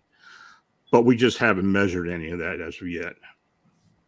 Interesting. And there's another theory that I've heard, that this is some sort of a government experiment that escapes or something. And Bobby Dogstone is asking, is there a weird facility of some kind in the epicenter of all these sightings? Well, yeah, there is. And I don't know if this is an explanation or not. The Fermi Labs, which is out in Cook County, which is outside of Chicago, it's in the suburbs, has a particle accelerator, and that's been there for about 45 years. It's the oldest particle accelerator in the world, quite honestly. But it was determined or stated that approximately 7 or 8 years ago, there was an accident there. Now, to the extent of the accident, I don't know what it caused or what it did. Did it open something up that these things are coming out? I don't know. But I know Fermi Labs started up the particle accelerator within the past couple of years. This thing looks like the start of a bad science fiction movie right here. Yeah, Absolutely. I don't know how much of that is really what's going on. I have had people stake that place out in the past, And Hey, look at it. This is a scary looking place. This looks like there's This looks like the headquarters of like a supervillain, right? Like yeah, Doctor there's a lot of Doom stuff going or on there. something. That is weird place. Weird place. And that's right near these sightings. I don't know if It's maybe they about maybe opened 25, 30 miles from the area. maybe they opened a portal by accident. You're saying they had some kind of an accident there You know, years ago? the whole CERN particle accelerator theory does have possibilities, of opening things up. It is intended so. I don't think so, but who It knows? looks even weirder on the inside of this thing. Look at the The place inside is of it. pretty odd. My, that is an odd building. That it looks like a supervillain works there. Look at this. It looks like a superhero or supervillain headquarters. That's pretty crazy. And funny, but you're not sure. You don't think there's any No, connection between this and the I don't sightings? know. I mean, who knows? I mean, it could be. I mean, the fact that we were looking into it is, just to the extent of what we've been looking into.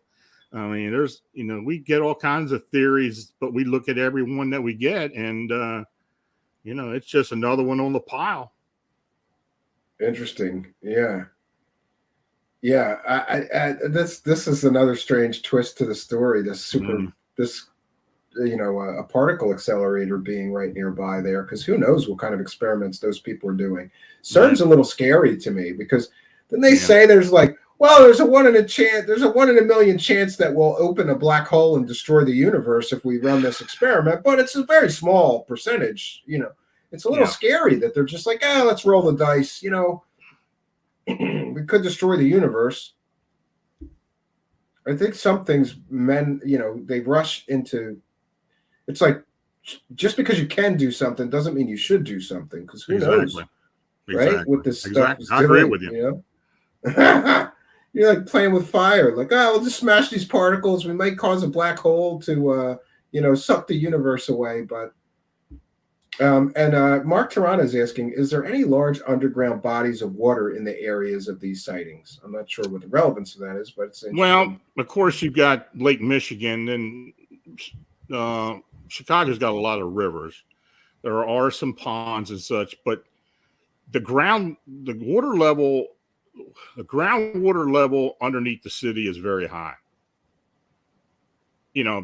Chicago's basically built on, I don't know how you want to call it, pontoons, if you want to say it like that.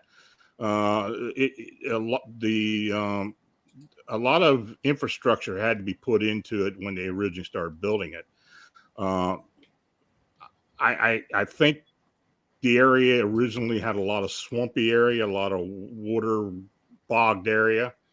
So the water table is pretty high around there. Interesting. I don't know if that can cause some kind of interdimensional rift or portal, or I don't know. You never know. I don't know. This is why this is an interesting topic, because there's so many different mysterious things to think about, and we don't have the answers, right? As what is causing these sightings? Where are they from? What are they doing here? It's a great enduring mystery, and it's been going.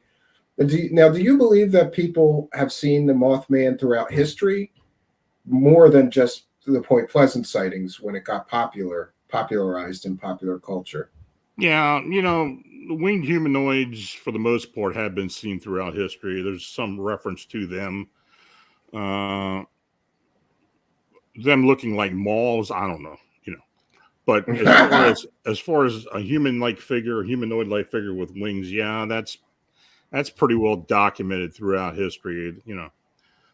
People have been talking about angels for forever, and I don't know if that's what they're really seeing, but there's been a lot of references to these type of beings.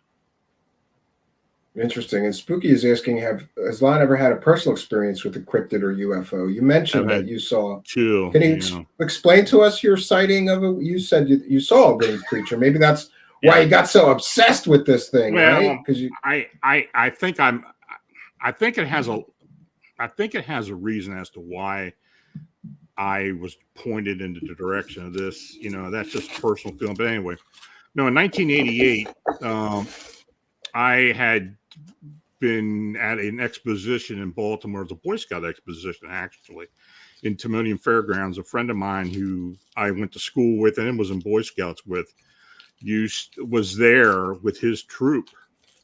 I hadn't seen this guy in about 12 years. But anyway, we got talking, and, we sat down, had some lunch and such. And he was, he had actually, when he was a kid, he and I used to hang out on the Gettysburg battlefield at nighttime, and, used to camp out there. So he's seen a lot of things. Yeah, I was going to mention that. My dad was a Boy Scout master, and we went to Gettysburg a lot and camped out there. Yeah. So I'm familiar with your area there. So anyway, he told me, he said, well, look, he said, I know you're into the paranormal stuff. We got something going on out of Camp Conewago. The troops have been out camping in the woods, and this is around the late summer, early fall when this was going on. They've been camping out in the woods around the campground, and they've been hearing these screams at night and been scaring them off. They've been packing up and leaving. So he said, next weekend we're going up there. Would you like to come up? I said, yeah, I'll come up. So, this is 1988. I didn't mind sleeping in a tent back then on the ground. I wouldn't do it now because I'd never get up. That's why I built a cabin. I got tired of that. I'm like, I'm building a cabin. I'm gonna have a bed and a stove. We got a microwave and an internet, even. So I'm done with tents. I met him up there. We trekked into the woods, set up camp. We had 3 separate tents and had a fire going and everything. And we just sat around that evening. That was a Friday evening, and we were just talking about this and that. And very quiet night. I sensed maybe something was watching. You get that feeling like something's watching, but I didn't really think much about it. So the next day we got up, and the one guy, was 3 of us, my friend and a friend of his. And he said, did you hear something walking around the campsite at night? And yeah, I did. I thought it was one of them getting up to relieve themselves or something in the middle of the night. I didn't think much of it. And nothing was disturbed at the campsite. So we didn't think much of it. So we went out into the woods. We explored everything. We were gone about 6 hours. I don't know how much we hiked, but we were out there a long time. We got back to the campsite about 6 in the evening and just started cooking dinner. And, we just spent the night talking, sitting around the campfire, talking football, this and that and everything else. And around 11 o'clock, we heard this scream. Now, it was somewhat far off, but we heard it. And I didn't know what it was. I thought maybe about an animal or something because there's a lot of wildlife around there. So I said, okay, I didn't know what it was. So about an hour or so later, we heard it again. But this time it sounded like a human scream. It sounded like a child screaming. And it was kind of going in and out, like this thing was flying. So, okay, now we're getting a little concerned. Now, what was it? What was that thing? We didn't understand what we heard. So we said, well, we're going to stay up tonight and maybe this thing will show up. Okay. So we were sitting there about another half hour or so. So I got up, stretched my legs, and I was walking out around the campsite. And I had this strange feeling. I said, boy, something just doesn't feel right. So I went back and I told him, look, let's grab the flashlights, go out onto the trail, because the trail was right beside our campsite. And the Conewago Creek was on the other side of the trail. So we were walking along the creek. So we were walking right behind each other up the trail, didn't get more than 50 foot away, and we all saw this thing standing in the creek. Now, the creek was very low this time of year, and the moonlight was pretty bright that night, so we could see pretty far off into the woods and into the creek. But we saw these 2 bright red eyes looking at us. And by the time we got the flashlights onto this thing jettisoned into the air, and you heard a literal whooshing sound when it took off. And as it got to its apex, we heard it scream, and then it was screaming as it was going away, so you could hear it, fading off. So my buddy, he was freaked. We got back to the campsite. He wasn't talking. Pack up your stuff and go, right? Yeah. Well, the other guy, he said, "Did you notice anything on its back?" Yeah, I did. I noticed something on its back, and I figured it was probably wings. There was some type of structure on its back. So my buddy, we asked him what he thought. He said, "Well, I'm not staying here. I'm going up the administration building and sleep up there tonight." Yeah, him and his buddy, they went up there and stayed. I stayed down at the campsite. I wanted to see this thing, but it was quiet the rest of the night. So interestingly enough, I started the blog in 2005, and then I posted this thing about 3 years later about what I had experienced, and only a few people knew about it. So I posted on the blog, and very quickly I got a response from a guy who lived nearby the campsite, the campgrounds. He said, "I've been hearing that screaming sound for 20 years now, and I had no idea what it was." Okay, well, I don't know what it was either, but I told him what, of course he read what I saw. Then about a couple weeks later, I got another email from a scoutmaster who told me, he said, my troop was out in the woods camping one, it was very recent. And he said the boys went up on the trail and they came running back scared to death and said, "We saw a dragon." That's what they described as a dragon. Oh, wow. And he thought they were pulling his leg, they thought it was, so he didn't really take them too serious, though they were upset. So now he said, since I read what you saw, maybe they did see something. So anyway, that's over crazy. the years since I posted, I've had 5 more sighting reports along the Conewaga Creek. Now that creek kind of runs west and then curls around and heads back towards the Susquehanna. And that's where it empties into. But along that route, there have been 5 more sightings of this red-eyed creature. And in fact, there was a newspaper article in the local paper about 10 years ago, and people are starting to call it old red eye now. So I don't know. I guess it's it started you down this, it now, and this is what started you down the rabbit hole. The way it looked to me was very similar to what the people have been seeing in Chicago. Now, is it the same type of being? I don't know. One of the ladies who is on the team said that she was told that my encounter was the same type of being and came from the same place these other things did in Chicago. I don't know how true that is. I mean, she's very forthright. And I think if they told her that she's telling the truth to me, telling me the truth. So maybe I've been destined to work on the Chicago side. I don't know. As freaky as that sounds, it may very well be. Well, maybe you're right where you're supposed to be. Yeah. Right?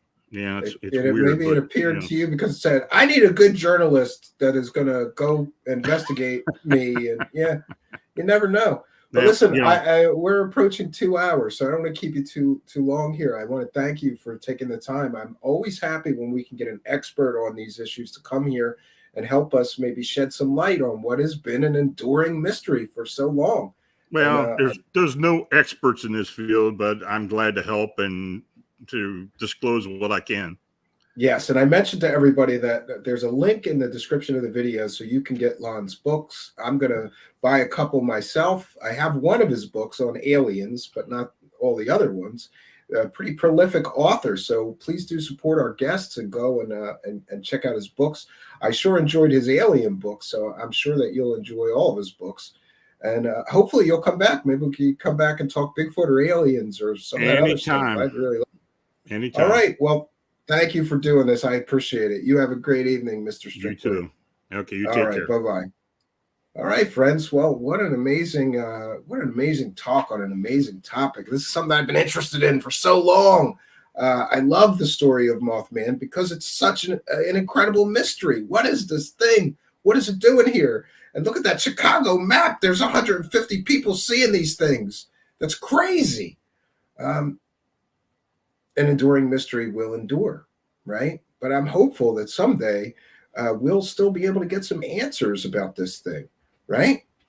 I'm hopeful that someday we'll be able to solve the mystery of the mysterious Mothman. And until that happens, I'll be reading new reports or new books on the subject if there's new sightings. And by the way, I happen to be in Pennsylvania, and according to Mr. Strickler here, there's a hot spot not far from my home, maybe a few hours drive. So we may do a road trip to that creek and see if we see anything. Maybe I'll do a camping trip and we'll see what we see. I'd like that, and I could take you guys along with me. I have a bunch of cameras and things like that. Yeah, that's something I'm going to put on my list of things to do this summer. Now, I want to remind you, there's a few ways that you could support our show. We're a viewer-supported show. There's that money button down there, the super chats. I try to thank all the super chats as they came in, but it's a little distracting when you're trying to interview somebody. So what we're going to do is we're going to take a short musical break, and when we come back, I'm going to read every single super chat and devote my full and total attention to the live chat. You can also join us on Patreon for as little as $1 a month, or send a PayPal donation at any time. The super chats you can only send here with that money button when we're broadcasting live, but you can always send a PayPal donation. But please, please, please be sure to add a note if you send a PayPal donation. The instructions to do that are in the description of this video. If you send a super chat, or PayPal donation, add a note. Put your user ID and anything you want us to shout out, and we will do that. Otherwise, the other best way that you can help me is to like, comment, subscribe, and share these videos. Also, just a reminder to those folks listening to the audio podcast, you're missing half the fun. If you're listening to the audio podcast, we appreciate you. We're glad you're listening to the audio podcast, but we record the show doing these live tapings here on YouTube, Twitter, and Facebook Live.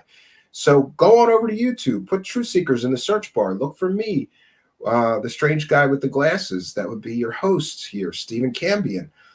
So if you put Truthseekers in the search bar, we're the first thing that pops up. Smash the subscribe button, hit that notification bell, and you too will be able to come here and take part in our lively discussions. You can ask questions of our guests or me, give comments, give us suggestions for future shows. You are most welcome here.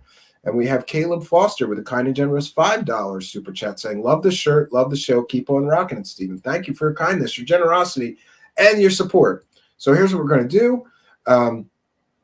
We are going to take a short musical break. And when we return, I will be reading every single super chat. Even if I've already read them, we'll read them all again just to make sure I got them all. And any PayPal donations we will be reading as well. And then we'll just have some time for the live chat. Rogue Status says, I'm down. Let's take a trip. You're hired.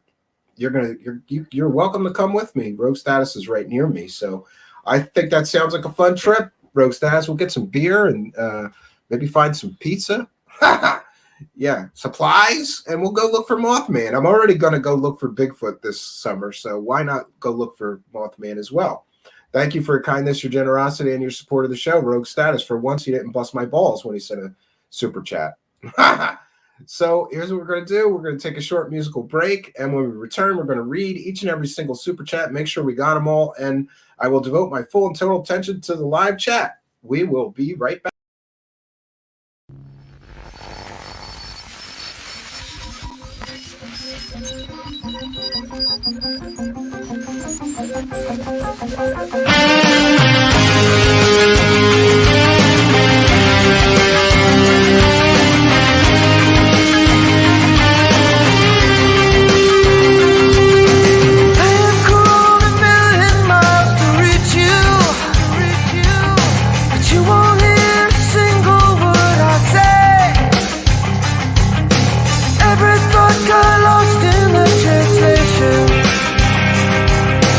Every word pushes my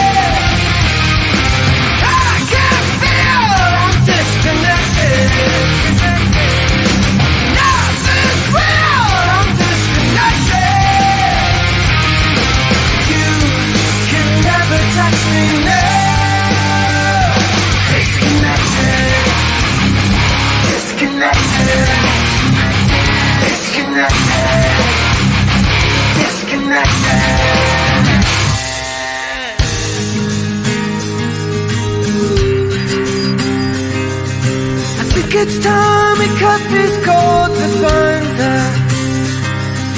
I think it's time we let this story end. My whole world is disconnected. I can't feel I'm disconnected. Nothing's real, I'm disconnected. You can never touch me.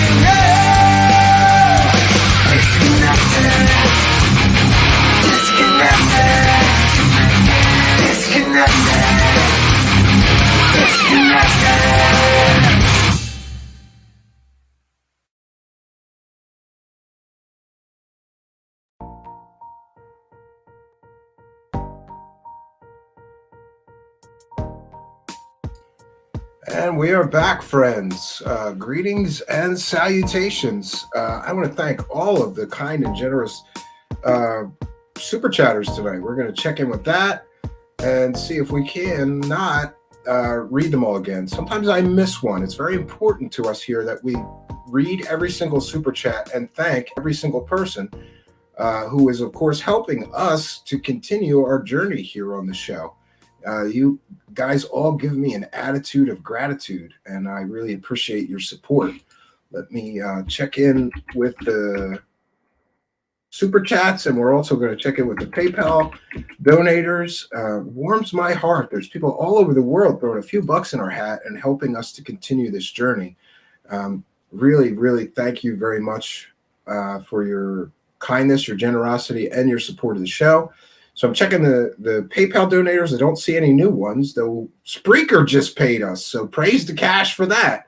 I don't know what it is about Spreaker, but something about Spreaker annoys me because they pay in like 120 days or something like that. So I'm getting paid from like October or something now. They take forever to pay us.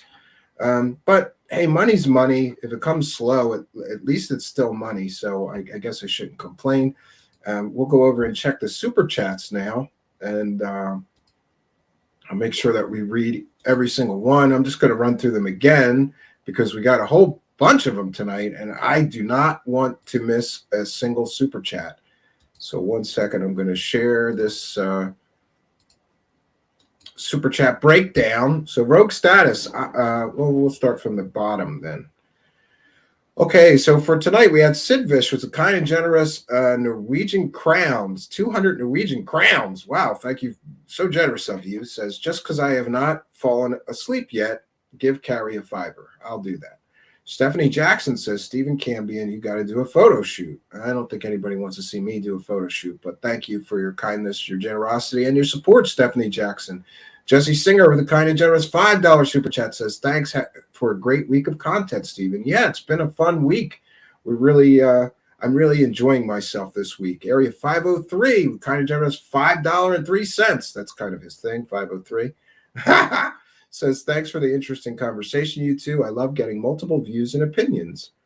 And Lee Guy asked about a map with all the Mothman sightings pinned, and I couldn't believe that he asked that question. I asked Lon, and I couldn't believe what Lon has, which is an interactive map on Google Maps of all of the sightings. Amazing question. Thank you for your continued support and kindness and generosity to the show. Lee Guy, the bacon guy.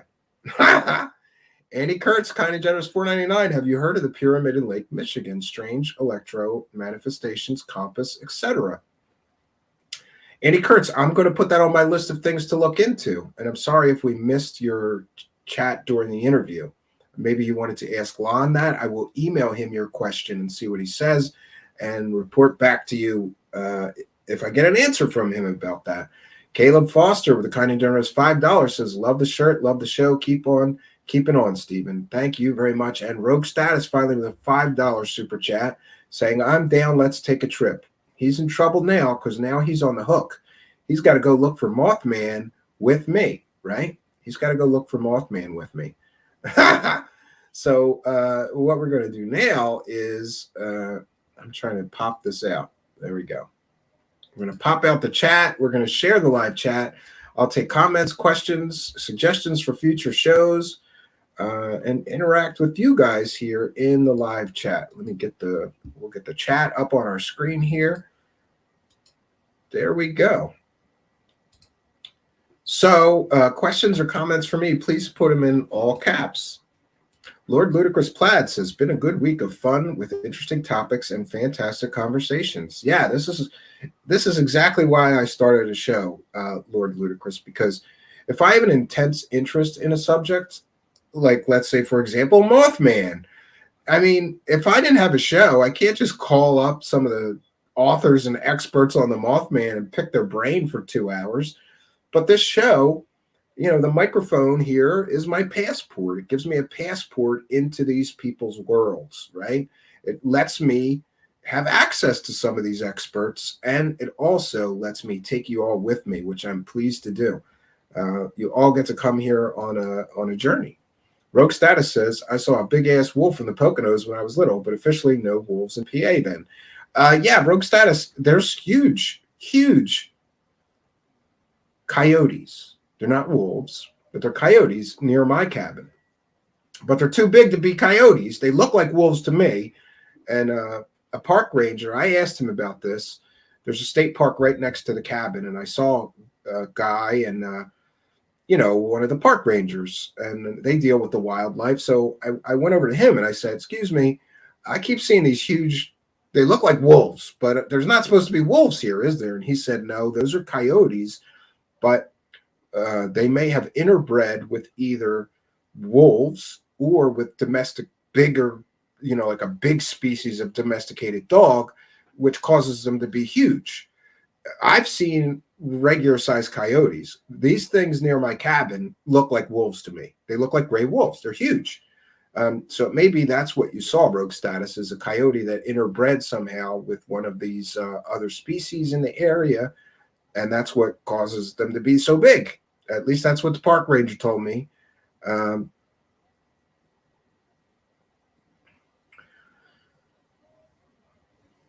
One second here. Oh, the midnight hour at 10 p.m. Eastern Standard Time. Yeah, I almost forgot. Yeah, I got to do that like right now. Is it did you put it in the drive, Spooky, for me? Poor Spooky.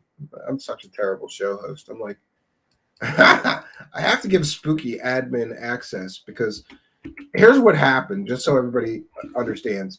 I keep doing the same thing. I say to myself, don't book a guest on Thursday because we do the midnight hour on Thursdays. But then I forget, or the guest says I could do Thursday at 7 p.m., not Wednesday. And I go, okay. And then I forget we have the midnight hour tonight. So I still have to upload the midnight hour episode. We had 15 with Stephen Best. 16 is Bob Lazar. What's the next one, Spooky? Oh, no, you gave me a link to it on Facebook. Yeah, so Bad Show Host, I'm going to post a link. I'll try to get it uploaded right now before I forget because we were going to do it at 10 p.m. 1 second, folks. Just bear with me. I think, you put it on your own drive. The appetite for disclosure. That's what we're doing tonight.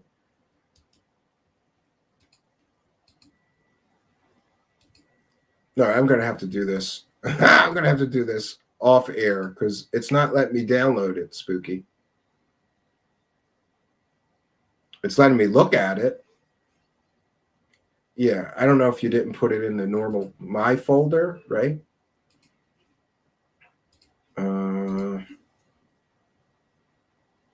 Yeah, we'll figure this out off air then. So I got to bolt then because we got to get that next thing up. And Spooky says Steven set it up. But it's edited and ready. Yeah, tonight is the Appetite for Disclosure with Stephen Cambion. That's the episode. It's a monologue about the tremendous appetite that people have for disclosure and what problems that could create, right? Yeah. Let's see. Oh, wait, it is here. I'm stupid. I'm sorry, Spooky. Spooky, you always need to keep in mind that I have terrible vision. So sometimes I was literally looking right at it and I didn't see it. I apologize, Spooky. It's right there in the folder where it's supposed to be. It's a good thing I didn't start cursing you out for putting it someplace, the wrong place, right? Yeah, so this episode is one of my favorites. It's called The Appetite for Disclosure. And it happened because a guest canceled on me 10 minutes. Yeah, I know. Now Spooky's messaging me. It's in the folder. What the fuck? No, it's there. I'm getting it right now. I got the thumbnail. I'm downloading the video right now. I'll put it up as soon as possible. I told you, got to remember that I'm literally half blind, Spooky. Okay, so if I don't see it, it's not because I'm stupid. It's because I'm half blind, right? Try to remember I'm half blind. Okay, doing the best I can here. No, it's either this or I'm going to be standing on a street corner selling pencils, Spooky. That's where we're at. Spooky said, I was like, what did I do? Yeah. So any more comments or questions for me, please put them in the live chat. I'm going over there to YouTube right now to upload the Midnight Hour. We're going to do that at 10 p.m. Eastern Standard Time. So you're welcome to come back for a double shot. We were going to skip this week, but to be very honest, these Midnight Hour show episodes help us to pad the numbers, so it gets us some extra views every week, and we don't want to not do that this week. The views may. I'm looking at these numbers like a crackhead every 5 minutes, sometimes going, "Oh no, engagement's down. Oh no, the numbers are down." You know, how do we fix this? You know, Al Warrior, the kind and generous. $3 says, good evening. Sorry I'm late to the show. That's okay, Al Warrior. We're just glad you're here. But could I get you anything? Like a watch, maybe? No, we're glad you're here. Late or not, we're glad you're here. Always glad to see Al Warrior, a longtime supporter of the show. Rogue Status, any interest in looking into the Dog Man? Sure. You know, I think we should get some pepperoni, right? And those bacon treats for dogs and go looking for Dog Man. That'd be fun, Rogue Status. We could do that.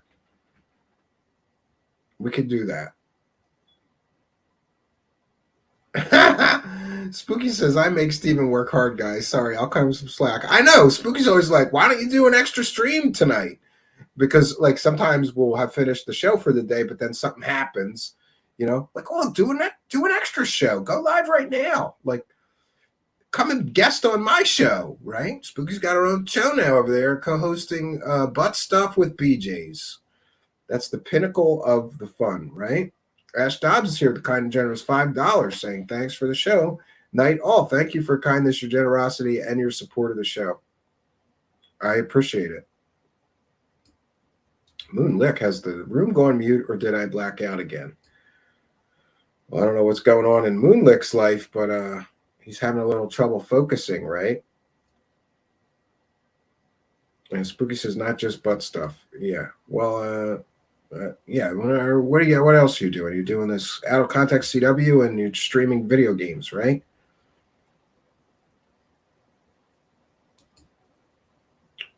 Tade Waba, 1 of 3. Okay. Yeah.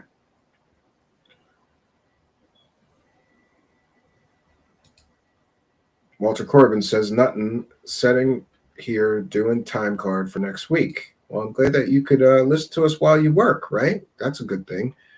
Podcasts and talk radio kept me alive in my last corporate job, right? I had to listen to something to avoid blowing my brains out at my desk. So for me, that was a lot of talk radio. Kept me sane. You can't just sit there at that desk all day. You want to blow your brains out, right?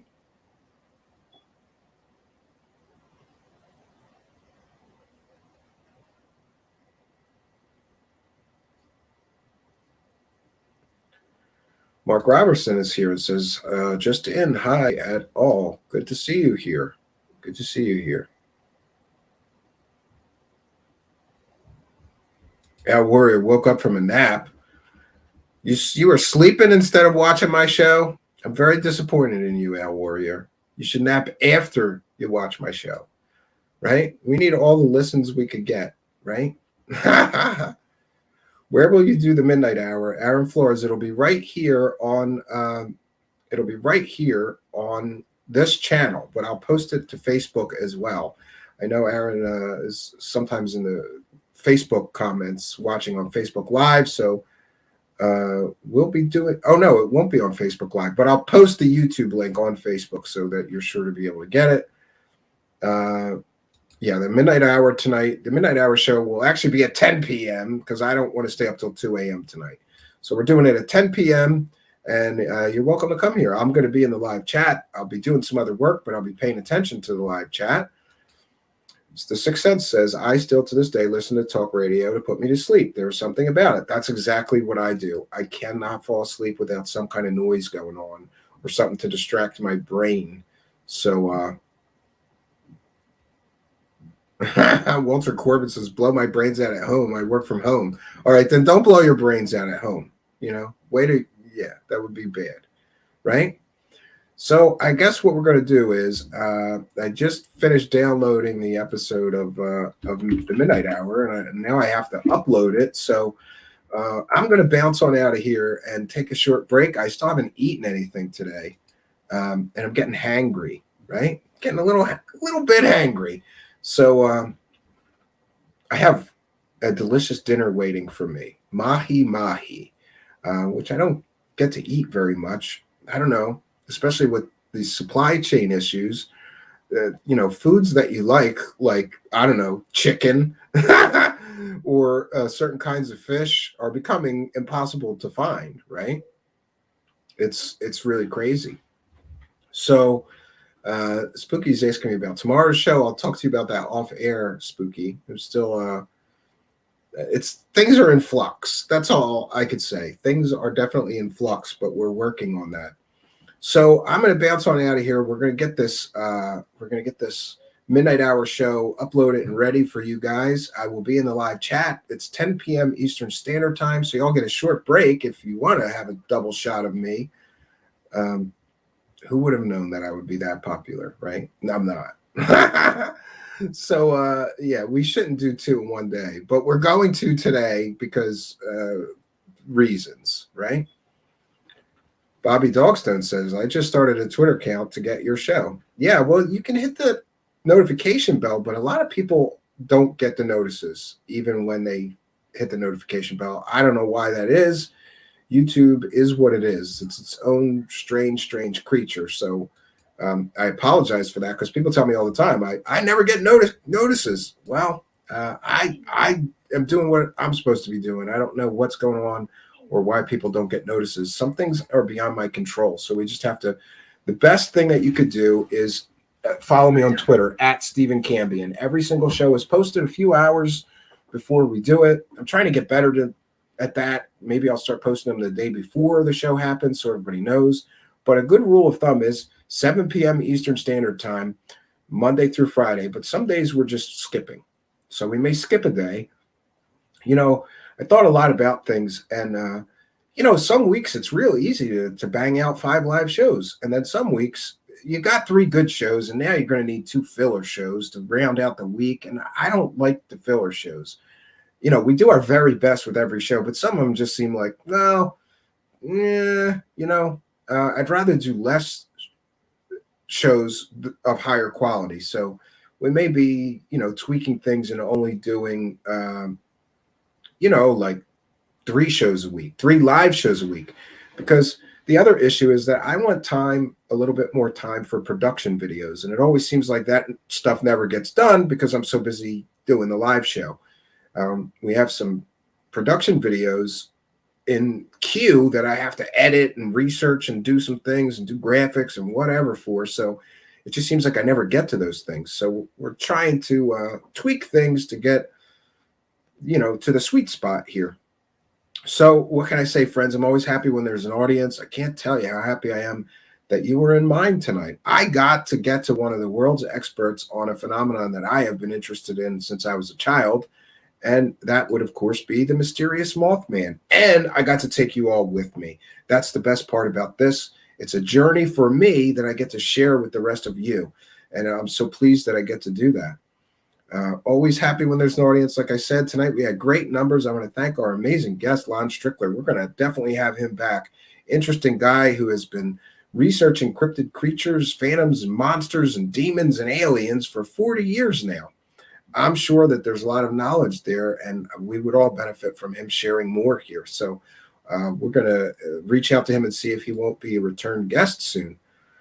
So I'm going to bounce on out of here. Join me at 10 p.m. for the Midnight Hour show, The Appetite for Disclosure. Until next time, friends, my name is Stephen Cambion. Good night, and God bless all of you.